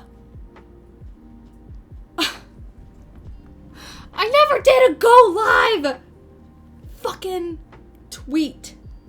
God, just realized.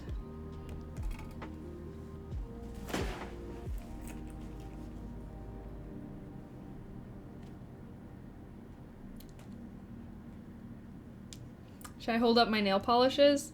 I painted my nails.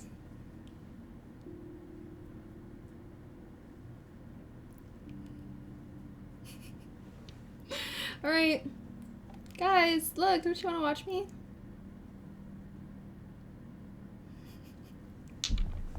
Okay, I'm done. What's going on? Sorry. You have a dog? I have a bunny. His name is Mochi, and he's very cute. I think I have a freaking... There's a red right there. I don't know. Wait, I thought you stopped doing go live tweets. No, I just stopped posting about my... I stopped posting about my YouTube videos. Well, my ASMR videos, but I asked if people still wanted go live tweets, and they said yeah. But I'm also going to try and use my Discord more for, like, announcements and stuff, but people like to go... And I'm not going to lie, guys. The whole reason why I do, like, the picture when I go live, like, which is, like, the whole thing, is because that's what I use for the thumbnails for my Twitch VOD YouTube channel. Like, that's literally it. Wait, do I have... Yeah, like, if you look, just click yes on the sub confirmation, guys. Just click yes. Oh, God. But if you look, yeah, you'll see that, like, all the thumbnails are there. It's just, it's just my go live tweet pictures with some text over them. But, yeah, okay, I wanted to be able to have good... In my mind, guys, my VODs channel is gonna evolve into something great. Okay? Look, I've started putting more effort into my thumbnails. Can you guys... Why? Oh, it's my other one. Hold on. Can I just go to the other thing, please? Anyways, look, I made this thumbnail today. 6 hours. Go watch it, guys. Go watch it. Okay, this one, of course, I didn't do a go live tweet for that one, so that one didn't even get a thumbnail, but see? That's from a go live tweet. This is from a go live tweet. That's where I get these. But look, I've been trying to work hard on my gaming thumbnails. I try to look for, like, a really cool moment in the VOD to use. I thought that guy was really cool. The Arcane Tower, I didn't get, that one sucked, but I felt like this one was cool, of, like, me when I fought the guy. It's literally, these are straight screenshots from the VODs, honestly. This one was pretty lame, honestly.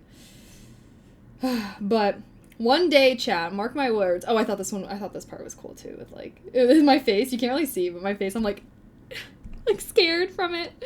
But in my mind, I really want my Twitch VOD channel to evolve into like a gaming let's play type of channel. Cause bro, what do you mean that people just upload videos of them playing games and like, and people watch that on YouTube, not live? I don't know. Like on Twitch it makes sense to me because it's like, oh, it's live. Like people are hanging out with me while they're playing the game, while I'm playing the game or whatever. But like, I don't know. I didn't even know like Let's Play was a thing. I'm trying to penetrate that category though, okay? I'm gonna be penetrating the Let's Play gaming place. I'm so determined, okay? Because it's like, damn, I already play all these games on stream. Like, you know, I just gotta do the work. Upload it to YouTube. Why is he looking like that? Okay. Sorry. Fully just turns himself around. My friend wants me to tell you that he thinks you are very pretty. Oh my gosh. Thank you. Hee hee hee. Exclamation socials. I'm just kidding. If you could buy Kaylee May stock, I'd buy it. No one is hustling harder.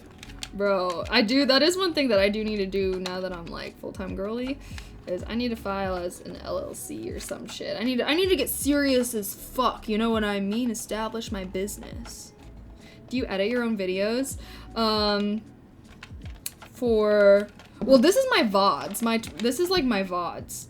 So what I do for this is like, I've only recently started doing this, but I take my VODs and I break it apart. So say I chat for 2 hours and then I game, like this one. I chatted for 2.5 hours and then I played for 2 hours after that. So I used to just like upload my VODs normally, but now I like break it apart depending on what I'm doing. So that way it makes sense, right? Like it's not like people have to watch 2 hours. Like if someone's like wanting to watch a Let's Play style video, they're not going to want to watch me sit there and talk for 2 hours. But maybe some of you guys like to watch, like you want to catch up on like a stream or something, but just the chatting part, then you can like only watch that. So I guess I just thought it made more sense as like for YouTube to break apart the VODs. But ultimately these are unedited and they are VODs. And one day if this channel like takes off, oh my god, I'm getting thousands of views. It's so crazy. Oh my god. I would have like more edited gameplay videos. So like I'd probably like upload the VOD and then like uploaded like an edited version, like a shorter one. Like that's like long term though, okay? Because right now I'm happy as hell if I get like 300 views. I think I did just get into the partner program. I've made $2.61 off of my VODs channel. Woohoo! I only have 92 videos up. It only took me 92 videos to get there. That's breakfast. Bro, I don't even know. I feel like you couldn't even buy anything with $2.60 nowadays. Goddamn. Back in the day, that could feed a whole family for weeks. Hi. Taking an LLC takes about 30 days after you file, so sooner better. Oh, shit. Maybe I should. I just don't even know anything about that. I was also like doing so much research because then I was like seeing stuff about how like an S Corp might be better. But that's like serious. LLC is just to help with like liability stuff. So especially because I work with brands. Like honestly, I should be an LLC right now. It's not good that I'm not. But then I was like doing a bunch of research and found a bunch of stuff. I don't know, man. S Corp isn't unnecessarily, well, it's supposed to be better though, because if you're an S Corp, then you basically make yourself an employee and then you like pay yourself a salary.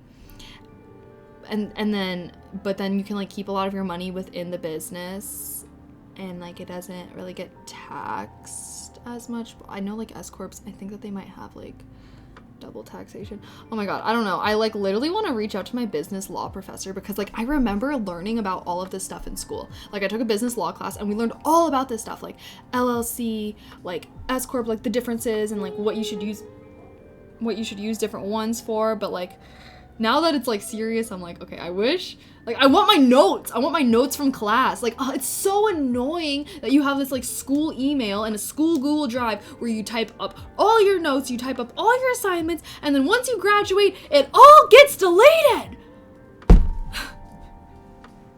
Sorry, I'm like actually, I've actually been upset about that for a very long time because there were so many things that I'm like, like I remember learning about this in school, like especially with content creation, like my marketing classes and stuff, like, and I'm like, I just wish that I had those notes. I wish I had that essay that I wrote, like whatever it is.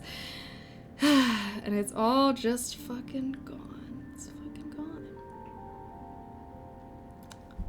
Anyways.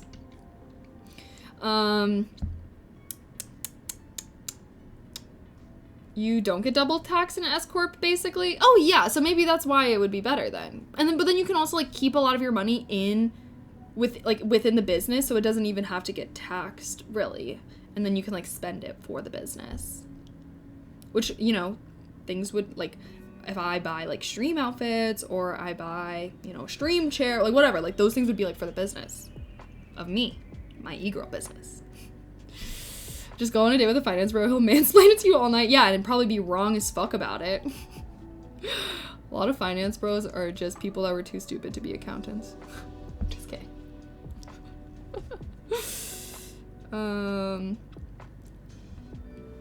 TBH, lots of stuff changes. Not much you could use those notes for after a while.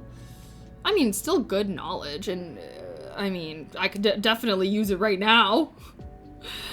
Secret Reflex, thank you so much for the tier 1 though. Happy 8 months. I appreciate that. Oh yeah, I'm still pissed about all my school files getting deleted. I know. Like, I wish that there was just a way that I could like I don't know. I mean, I was just like not fucking thinking about that. I didn't even think about that. C Corp provides the protection you're probably speaking of, but an LLC is all you need for now. Yeah, I know, but maybe I should just do the S Corp. I'm trying to be, guys, I told you one of my 2024 resolutions was to be smart with my money. Was to become an investment god. Okay? I want to be god tier. I want to be a god tier finance bro, okay? And so if at the end of the day, if an S Corp is what the big fish are doing and I want to be a big fish, I should just do it. It's kind of like, that's how I am in Sims. It all makes sense if you think about my Sims mentality, okay? Because when I'm playing Sims, I'm not gonna buy, like, yeah, you're starting out with the cheap shit, okay? You're starting out with a cheap refrigerator. But I'm not gonna buy the medium refrigerator and then buy the big refrigerator, because at the end, that just means you spend more money than if you just bide your time and buy the big refrigerator. Overall, you're spending less money, and maybe it took you more time to be there, but at the end of the day, you're probably getting it sooner, because you didn't lose that money that you spent on the medium refrigerator. And that tends to be my mentality with life, honestly. Like, it's just one of those things where it's like, if you know that you want to end up at point C, and you can just jump from point A to point C, why even waste your time going to point B? That's what I think, okay? And I feel like that mentality, like, I mean, it's gotten me this far, and it does save you money. Like, it saves, like, it's just like one of those things where it's like, if you know you want to get to C, and you can skip B, why not? Do you not like to file as C Corp due to the high corporate? Yeah, no, that C Corp was not. I think it's either LLC or S Corp are my options, because S Corp, yeah, like you pay less in taxes than S Corp. And guys, if I go public, I can sell stock, and you guys can actually invest in me. Actually, wait, no, because then I have to report to a board of directors. Never mind. Kaylee May Corporation ain't going public. I'm doing whatever the fuck I want. Mochi. So cute. Chat is board of directors. Oh my god, me when I have to actually listen to chat's poll results. Okay, let me clean up a little. I feel like I still have all my nail stuff out, so. I want to be C-suite. No, C-suite would be like my mods.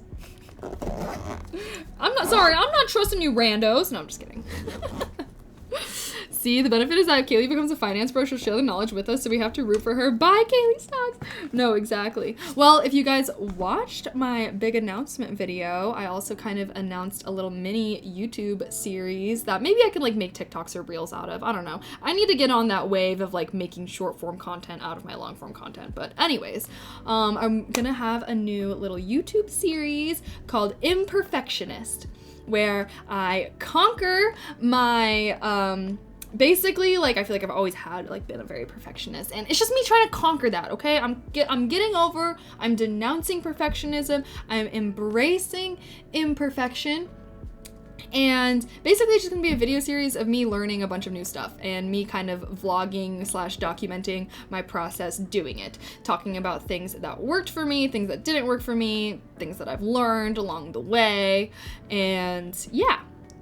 Hopefully it makes good content for you guys, and hopefully it ultimately lets me become really good at things. Like, that's the goal, is like, I just feel like there have been so many things, like, mostly, I will say, mostly with creative pursuits. I feel like I've never really allowed myself to pursue more creative things because I've always just felt like I'm bad at it, and I am, but the reason why I'm bad at it is because I don't do it, because I don't like being bad at it. But I don't know, like, if I ever want to be good at it, I have to accept that I'm going to be bad when I first start. So yeah, it's kind of, I will say the series is a little for me, I'll admit. Like, I think that I really want to kind of like, first of all, push through that, but I would hopefully love for it to be like maybe inspiring to other people, and maybe like also other people like being like, oh, like, I want to try and do that as well, because I also want to learn that, you know what I mean? I don't know. So it's a little bit for me, but hopefully it also makes good content for you guys as well. And it will feed very well into my 2024 resolution of just wanting to embrace learning and whatnot. Don't let perfect be the enemy of good. Oh my God, yes! No, I think I actually have that quote somewhere, and it's like, best is the enemy of good, I think was what I have. I'm such a head-ass motherfucker, okay? I love my quotes.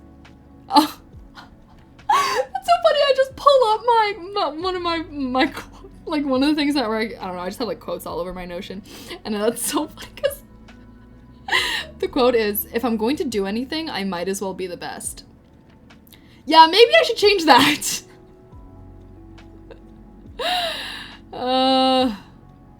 Yeah. See, but that's the problem, is that was my mindset for the longest time. Was genuinely that. Was, if I'm gonna do it, I might as well be the best. What's the point in...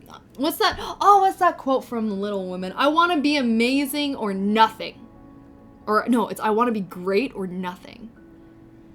Oh, it's toxic, but, like, low-key it slaps. Oh, chat. You will likely want to start with an LLC. You can convert the business later, but in order to be an S-Corp, there are a bunch of IRS stipulations, including you must have a board of directors. Oh. Okay, fine. I'll do the LLC, guys. How do I even file an LLC? Oh, don't worry, chat. I will file as an LLC, and then I'll make a little YouTube video. How to file as an LLC as a content creator. Everything that you need to know as a content creator, legally. No, but genuinely, I do feel like that is something I really want to do more this next year. Is just like, I guess like learn things myself, but then like share that knowledge with you guys. Because I just feel like there's so much I've learned this past year, even just like from getting a mortgage and all that kind of stuff, that I'm like, I don't know, like, this is great knowledge. I'm sure other people would also benefit from having it. So, I don't know. I want to try and make more content that's helpful and good for you guys as well, but also is kind of like almost like school. Almost like school. I have this subject that I'm studying, I'm learning about, I'm living, you know what I mean? And then my final project, or not, it's not even final, because I don't want to have like one video. Like, I just want to be documenting my process for multiple things. Well, LLC, that's kind of like a one and done thing. And then maybe a year later, I'll be like, 10 things I wish I knew before I filed as an LLC. Like, you know? Like, I want to be making content like that that's, like, genuinely good and helpful and educational and stuff like that. Your state should have a website with a guide how to do it. Oh, okay. Should I file in Illinois? Is there better states I could file in? Could I file in... I don't know. I actually know nothing. I know nothing. Don't like a lot of businesses file like in Delaware or Rhode Island? Maybe I gotta move to Texas for a little bit, start my business there, and have my business headquarters stay there.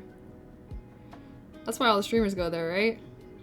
You can also file your LLC in certain states. Do it completely anonymously if you wish to hide your personal information. Actually, that would be pretty good. That would be pretty good. I think ideally I would want to have like a business and then I have like Kaylee May and like my brand as a content creator be like a subdivision of that business. And then if I ever wanted to like do other things, I could make like a different subdivision for those things. Like, I don't know, you know what I mean? But I feel like, I don't know if that's a thing though. Here's the thing with this kind of stuff is like, it genuinely just stresses me out because it's like, damn, like if I fuck this shit up, I could be screwed. Like so bad. Like, you know what I mean? Like, I don't know. I think that's why I get very stressed out by these things and just like don't do them and just like don't deal with them or whatever it is, which is not the best way. That is another toxic habit of mine, is that when something stresses me out or overwhelms me, I just simply act like it doesn't exist anymore. I just forget about it. I just avoid it. But I will conquer that in 2024 as well. Low taxes in Texas for streamers. Yeah, because it's like good for hey, that's the one thing about if you got a business, those red states, they love making their laws good for the business peeps. So I think it has what, no income tax or no state tax? I can't remember why all the streamers live in Texas, but it's something like that, right? Sorry, I feel like my nail file is dull as hell. Time for a new one.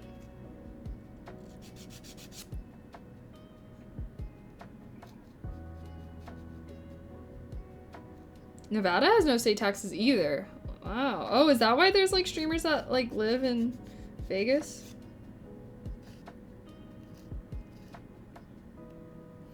A lawyer and accountant are the two best investments for a business? Honestly, I will not disagree with that.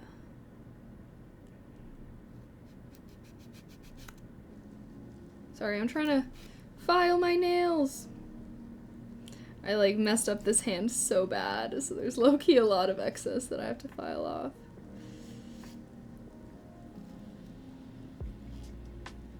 I think they came out pretty cute though, guys.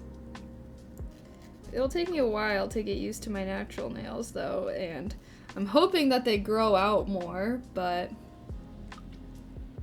I think they came out not too bad. I think this hand looks better for sure. My left hand is always going to look better than my right hand though, considering that I'm right-handed and I was able to do this hand with my right hand. I dropped the link in chat, but it would probably get deleted. I actually think that subscribers can send links, but I can also look it up myself, so fret not. We need to make like a business Discord channel. Maybe I'll change the investing Discord channel in my server to like a business one, and we can like talk about business things there.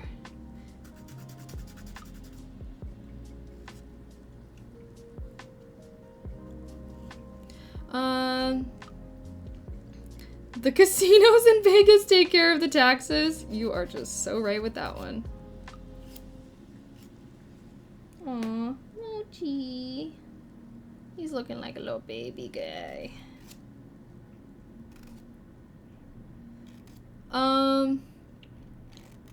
These are also the first two people you should contact if you ever come into a large sum of money. A lawyer and an accountant. Well, where do I get one of those? Where do I get... See, I just feel so clueless about this stuff. But it's okay. I'll figure it out and I'll make lots of videos for you guys so that you can learn with me. And then we can all live happily ever after. How does that sound, guys? Will you guys watch all my YouTube videos if I make these? I'll try my best. I'll probably have to make update videos. Oh, this is it. Good to know, good to know. You better not be hacking me, Bareth. Oh. Okay. Oh, perfect. It's for Illinois. Series LLCs. Okay, I'm gonna have to read this. I'm not gonna read it right now. I'll keep the tab open.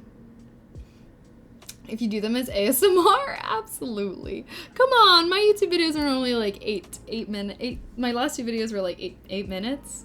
Speaking of YouTube videos, you guys should watch my vlog. I have a vlog. It is from Thanksgiving break, so it's a little late getting posted, but my bad, y'all. My bad. Do you think it's normal for a guy to get a manicure? Hell yeah. Nothing sexier than a man who takes care of himself. Shit. Dead ass though. Alright, y'all. It's 11:15. Ugh.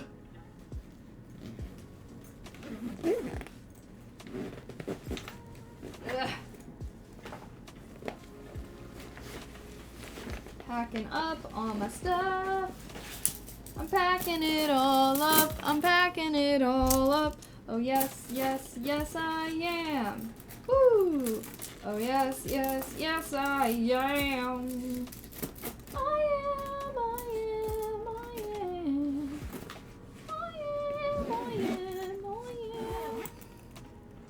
Oh.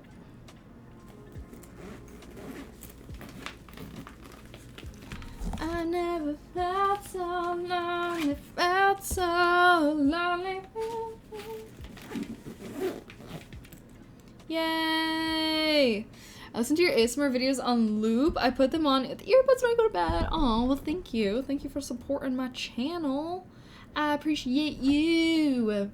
I appreciate you. Any plans for New Year's? Honestly, not yet. Not yet. But I am optimistic. I think that something is in the works. But yeah, it's fun because I'm also I'm going to California January 2nd to 7th, and I will kind of celebrate there. Me and my friends, I'm like flying in kind of early on the 2nd, so I told my friends that they should come over and we could do a vision board night. So we're all gonna like talk about our 2024 goals, have a vision board night, and to me, I would be very happy to celebrate my New Year's like that. So I'm excited. We'll probably get some like, my mom, she always loves being like, I got Prosecco for you guys. But low-key, it's fire. I think she always gets it from Trader Joe's. There's like a peach one that's good. Their mango one is good. Hell yeah. I would loop ASMR videos with too much ads. Bro, it's fucking bullshit that YouTube changed their like advertisement policy. Like they literally need to make like ASMR ads or something. Because it used to be that you could like select what kind of ads you wanted to have. But now you can't. You can just choose, do you want to monetize this video, yes or no? And then they just automatically choose for you. So like that's why like a ton of ASMR artists were like pissed because like they would do like everything but the video ads because of that reason. But now they can't. So, which it's annoying 1000%. Obviously YouTube is trying to get their bag and that is why. I can imagine that those video ads be paying the most. But at the end of the day, does YouTube have this? I don't know. I wish that YouTube, oh, well, you should get YouTube Premium. Isn't it only like $8 a month and then you get no ads? Like if you watch a lot of ASMR on YouTube, probably worth it. And creators still get a cut. Like, I don't know. I like, whenever I look at my revenue breakdown, there's like a YouTube Premium like section. So like I still like it's still like you're still supporting the creators. It's not like Twitch Turbo. But anyways, sorry, Jeff. YouTube is doubling down. They are making it easier for us. Stinks. I have premium, but still sucks that they are doing that. It does suck. And especially like for something like ASMR where it's like an ad can fuck the whole thing up. You know what I mean? Like especially something like that where it's like I want people to be able to loop my videos to sleep to and stuff like that. But I don't know. I guess my advice is if you want to be able to loop ASMR videos on YouTube to sleep through, it's probably worth it to get YouTube Premium. Like $16. Wait, for real? Wait, how much is it? But whatever I pay for no ads is worth it. I know, I like hate getting ads. I'd be like raging low key. Like me when I'm like in the car with someone that wants to listen to the radio instead of Bluetooth and then I'm forced to fucking listen to to radio ads, and they're always just sounding like the corniest, worst things you've ever had. YouTube Music is worth not so much premium, in my opinion. Fair. I mean, it depends, like, what you're watching on YouTube, right? Because, like I said, I was like, I feel like if you watch ASMR on YouTube a lot, it might be worth it, but again, I don't know how much it is. I pay like $9. Oh, yeah, that's not bad. If it was like 16, then I'm like, oof. But like, if it's $10 or less, like, I generally feel like it's not bad if you're like actually using the platform a lot and whatnot. You know what I mean? Snail Mucin. I love Snail Mucin. I be using that shiz. Even listening to Bluetooth over USB is a red flag. Nah, I ain't that picky. Sometimes I like the plug-in more. Sometimes Bluetooth be tweaking. IDK what I pay. I have so many subscription services. I stopped looking at how much I pay for each one. I only care if I'm not using it. Oh yeah, no. Another one of my plans or goals for 2024 is budgeting. I want to become a budgeting queen. I want to know where every single one of my dollars spent goes. I want to be able to be looking, like, I want to be having graphs and being like able to be analyzing and being like, what the fuck is this charge? I didn't do this, or oh, I've spent way too much. Like, you know what I mean? But it's like, I don't know, I feel like I'm someone that I love like looking at data and stuff. Like, it's just so satisfying to me. I don't know why I'm like fucking addicted to my spreadsheets and graphs, but genuinely, I do want to be more into budgeting. And because I feel like budgeting is one of those things where it's like, it's just a good life skill to have, and it's good. Like, my mom is like so on top of that. Like, she checks her bank statements every morning. My mom is also one of those people that's like very worried about getting like scammed or like something like that. But I guess, like, I mean, maybe valid in this day and age at this point, but I don't know. I generally think that it's probably a good thing to be very aware of where all of every dollar that you spend goes. And I feel like it's also one of those things where, like, once you set up a system, then like it's easy. Like, once I make all this stuff, it's as easy as just plugging in the information and executing after that. So I think that's what I love most, is I love building systems that set me up for success, and then making it as easy as possible to execute that system on a regular basis. And then, like, once you can do that, like, you're fucking good to go. You're good to go. You should check out You Need a Budget, YNAB software. It's pretty amazing. Really? Oh my gosh, send the link in Discord. I'll check it out for real. Because, like, I do want that. I mean, I do everything in, like, Google Sheets. I do everything in Google Sheets. I just use an Excel spreadsheet. Yeah, I use like Google Sheets. Well, I like Google Sheets because, like, I like being able to access that stuff, like, on my phone, on my iPad, on my laptop. Like, I like being able to access it wherever, versus, like, you know, Excel is like, you gotta send the file. Like, I don't know where you keep the files. Depends. Do you still code? No. I mean, I like took coding classes when I was in college, but my job that I had, like, didn't require me to code, and I don't code anymore, so. Vision board is your usual, ain't it? I've actually never made a vision board before, so this will be my first year making one. I'm excited. I just started thinking about what I want to put on it. Excel does have apps now, but Office does cost money if you don't want to pay for it. I do pay for extra storage on Google, but I think it's like $1 a month, so I house a lot of my like content stuff there, just like all my documents and whatnot. Netflix, Hulu, Disney, Amazon, YouTube, Spotify, Twitch. If I'm using them, I'm willing to pay for them. Ad-free is important. If I stop using service, or if I'm only using it once a month, and I start looking at how much it's costing to see if it's still cost efficient. See, that's so valid. See, like, that's another thing too, is like, I also want to have like a list of all my subscriptions, how much they cost and whatnot, so that way I can like look at it every now and then and be like, oh, I don't even use this anymore, like, let me cancel. You know, so that's one of my goals. Don't worry. Oh, maybe what I could do. Oh, I gotta get back. Oh my gosh. Maybe that's oh my god, side hustle 2024 discovered. Okay. I love making spreadsheets and being organized. It's so fun to me, and I spend a lot of time making these spreadsheets. I should start making templates that I can sell on Etsy for like $2, $3, $5, like templates, and just like sell them. Cause like I know people that do that, or I don't know people that do that, but I've seen on social media that people do that and that they make good money. And at the end of the day, like, maybe that would be like helpful to someone. Like, obviously, like, I would like do like some for content creators, like, oh, cause like that's most of the stuff that I do right now is like for content creation. But would buy the templates. Need that. Wait, really? No, because I was like, I love making these things. And like, well, because what made me start to kind of think about this was like, Claire, I was like talking with Claire, and she was like talking about how she wanted to be more organized, and I was like, girl, like I'll just make all this stuff for you because like I love making this. And then so I was like making the templates for her, and then I was just like thinking, I was like, I should just like make these templates and sell them on Etsy, because like I know there's hella people that like sell like those digital products, and I know I've like made some digital planners that I like put on my Etsy shop, but I was like, maybe if that's something like that if I like took serious, and it's something that I already do / enjoy doing, like why not? And if it's helpful to people to be more organized, like I like feeling like I'm contributing positively to society. Okay, I'm down. Should I do it? Do we have a template portfolio already? I am ready to buy the book. I'll have to, well, I was like making some for Claire and stuff like that. Well, what kind of templates would you guys want? Like, obviously a lot of the stuff that I do is like for content creations. Like I have this like huge Excel or like Google, whatever. I have this huge spreadsheet that I use for like tracking all my income and stuff like that. And it's like broken down. There's like, obviously there's like a sheet for every platform. So like Twitch, like if I go on Twitch one, I can see exactly like how much is from subs, gifted subs, blah, blah, blah. I've tracked this all since I started doing content creation. And it's so cool just being able to look on a year-to-year basis, and then I also have like, expenses, how much I paid in state taxes that year, how much I paid in, federal taxes, like all of that kind of stuff. So, but like I just said, I want to build one for budgeting and whatnot. So that's one of my game plans, is I'm going to build one for budgeting. I also do use Notion a lot. So I was like, oh, maybe I can make like Notion templates. I know that's something that people also do, but I was like, maybe Google would be better, because I don't know if like everyone, like, do you guys use Notion? I don't know. Notion's really good though for also organizing stuff.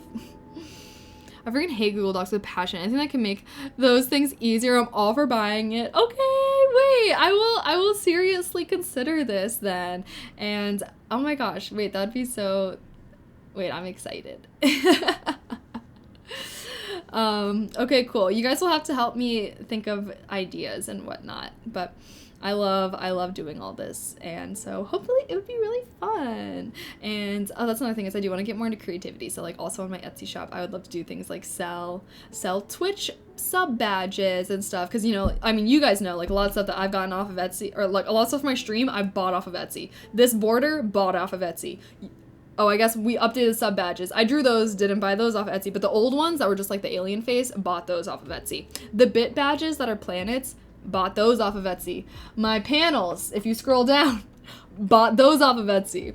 So like people like sell Twitch assets and stuff like that, and I'm like, oh, I feel like that would be really cool, like if I got into graphic design and I learned how to like draw and stuff on my iPad, which I already have, like, maybe that could also be something. I don't know. I want to try and have more creative pursuits and whatnot, and I feel like Etsy is super good for kind of like me trying to channel my creativity and like maybe making some income out of it, but hopefully ultimately making products that are good and useful to people and positively contribute to their life. I don't know. How's it nice since you, honestly, like, I've just been so busy with the holidays. I'm like going to I know I keep talking about this because I just want you guys to know, but like I'm going to California January 2nd to 7th. So grind mode is gonna start January 9th.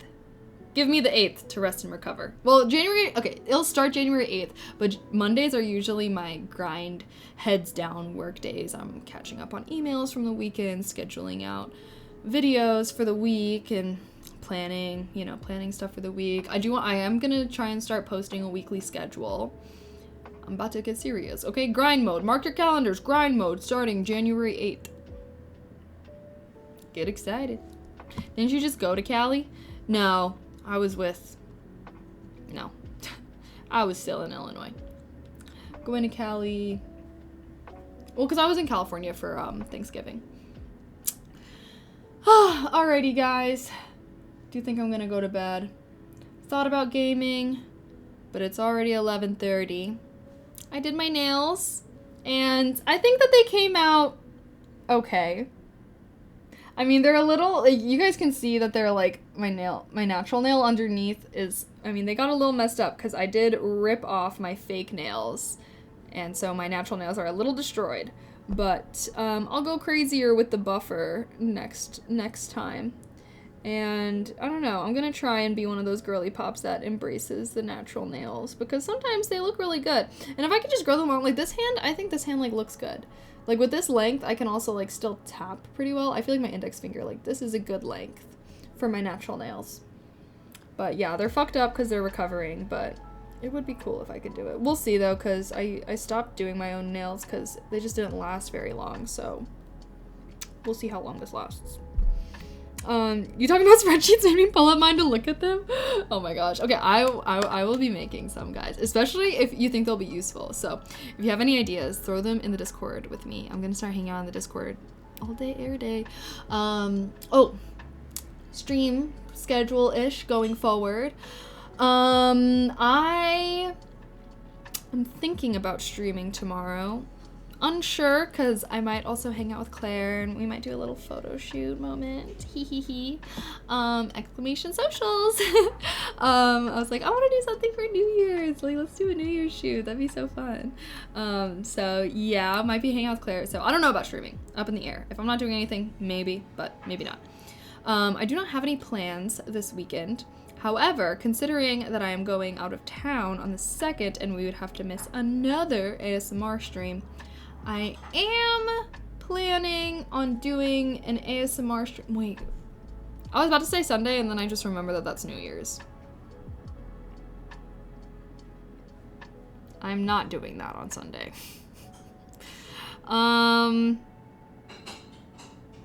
Maybe Saturday? I was thinking about hanging out with friends on Saturday, but I guess if I don't know. I mean, God, is it the end of the world if I miss 2 ASMR streams back to back? I mean, kind of. But also, I will be switching into grind mode afterwards. So maybe it's okay to have a little bit of a break. I don't know. I'll put it up in the air. Oh, that's tomorrow. I made a post about it. But I'm also going to send out a mass message tomorrow morning just so people know. Because that's the thing, I'm always like, I don't know if like everyone sees my posts. Like, I feel like if someone's following hello motherfuckers, they're not going to see my posts unless they're like on it, right, when I post. I don't know. So I'll send out a mass message as well. But if anything, reruns on Tuesday you don't stream on? Yeah, I could, potentially. I'll be doing a vision board that night, the 2nd. Hee. Excuse me. But yeah, once I come back to grind mode, don't worry, okay? I won't be missing stuff, but I'm very excited to see my friends and welcome the new year with them, and then I'm excited for 2024. I've already been thinking about so many things of like just things that I want to do, and I don't know, I hope you guys are excited with me because big transition for my life, but I think it's gonna be good, and honestly, we can like talk more about, well, I want to make a YouTube video why I left but yeah, so I will say though, I am leaving on the 2nd. I'm hoping to do 1 to 2 streams before I leave, but once I'm back I will be streaming a lot more, and I told myself that I'm gonna let myself just kind of relax and rest while it's the holidays and not put pressure on myself to be grind mode, because I'll be grind mode then. So I am going to be trying to kind of like just enjoy time with friends and family during this time of the year, and then once I'm back, January 9th, like I said, we gonna go crazy. Ooh, I Love Corporate America should be a good one. No, because I do want to share like my reasons. I do want to share my reasons because I don't want people to think I just did it on a whim or something, because I mean, I know I said in the video, it was like, there was reasons that I did leave that pissed me off. Okay, whatever. Anyways, Dr. Vandelay, thank you for the 5 gifted, though. I appreciate that. Thank you. Mwah, mwah, mwah. Heart. If you guys got a gifted sub from Dr. Vandelay, please say thank you. And Wanderer did give some earlier, so also say thank you. And thank you so much. I appreciate that. But yeah, hoping I also am gonna be on my YouTube grind more. So I just want to make more videos like that in general, like the why I left corp, like, you know what I mean, like talking about stuff that like I do talk about on stream.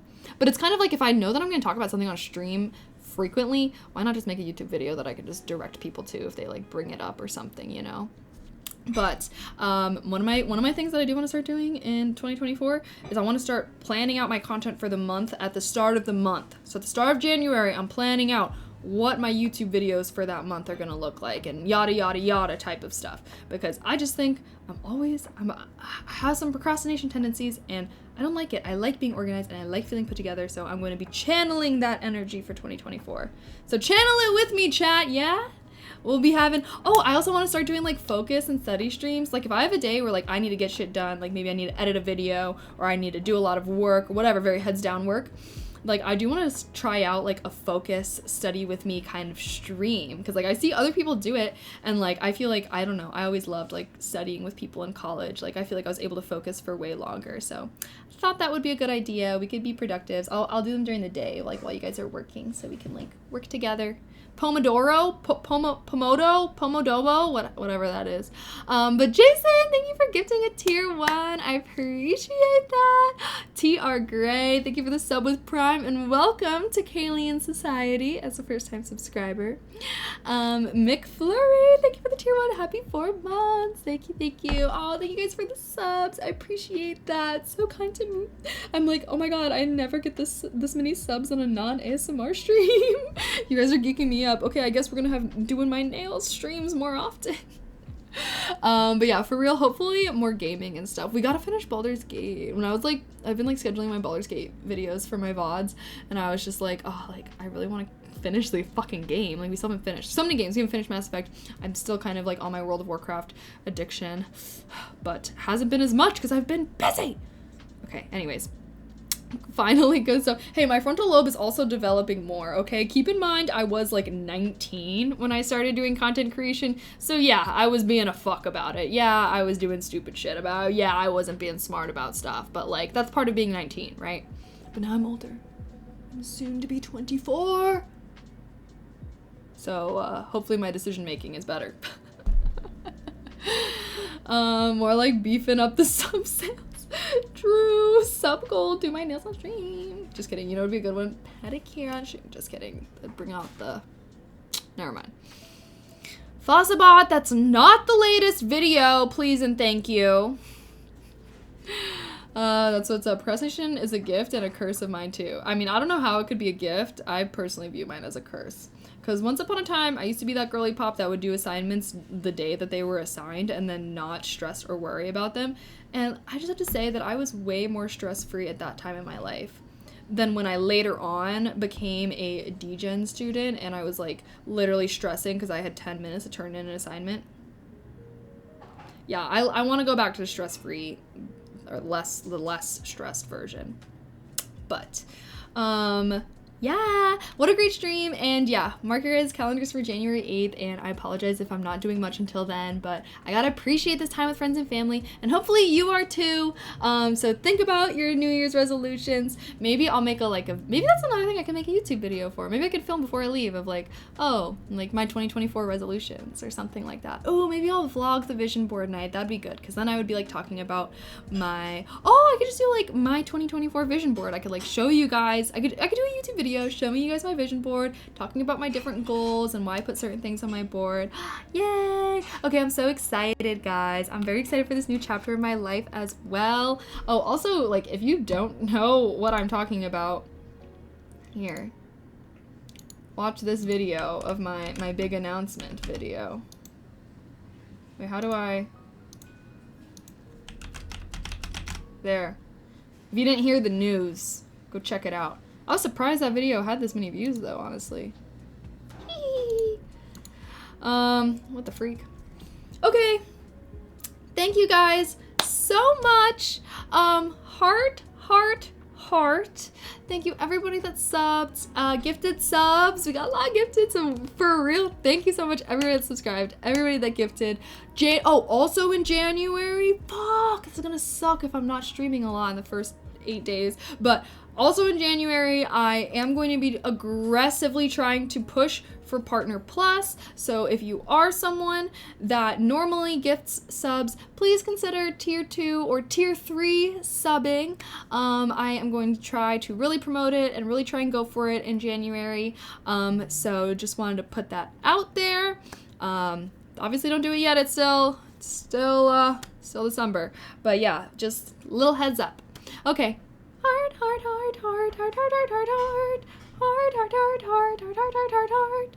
And yeah, everyone go watch my new vlog that I posted because, yeah, I don't know. I can never tell if you guys fuck with the vlogs or not. Like, do y'all like the vlogs or not? Because like low key, anyways. Meow, meow, meow, meow, meow, meow. Meow, meow, meow, meow, meow, meow, meow. Meow, meow, meow, meow, meow, meow, meow. Meow, meow. Okay. Heart, heart, heart, heart, heart. And I will see you guys probably this weekend. Happy New Year's. Mwah.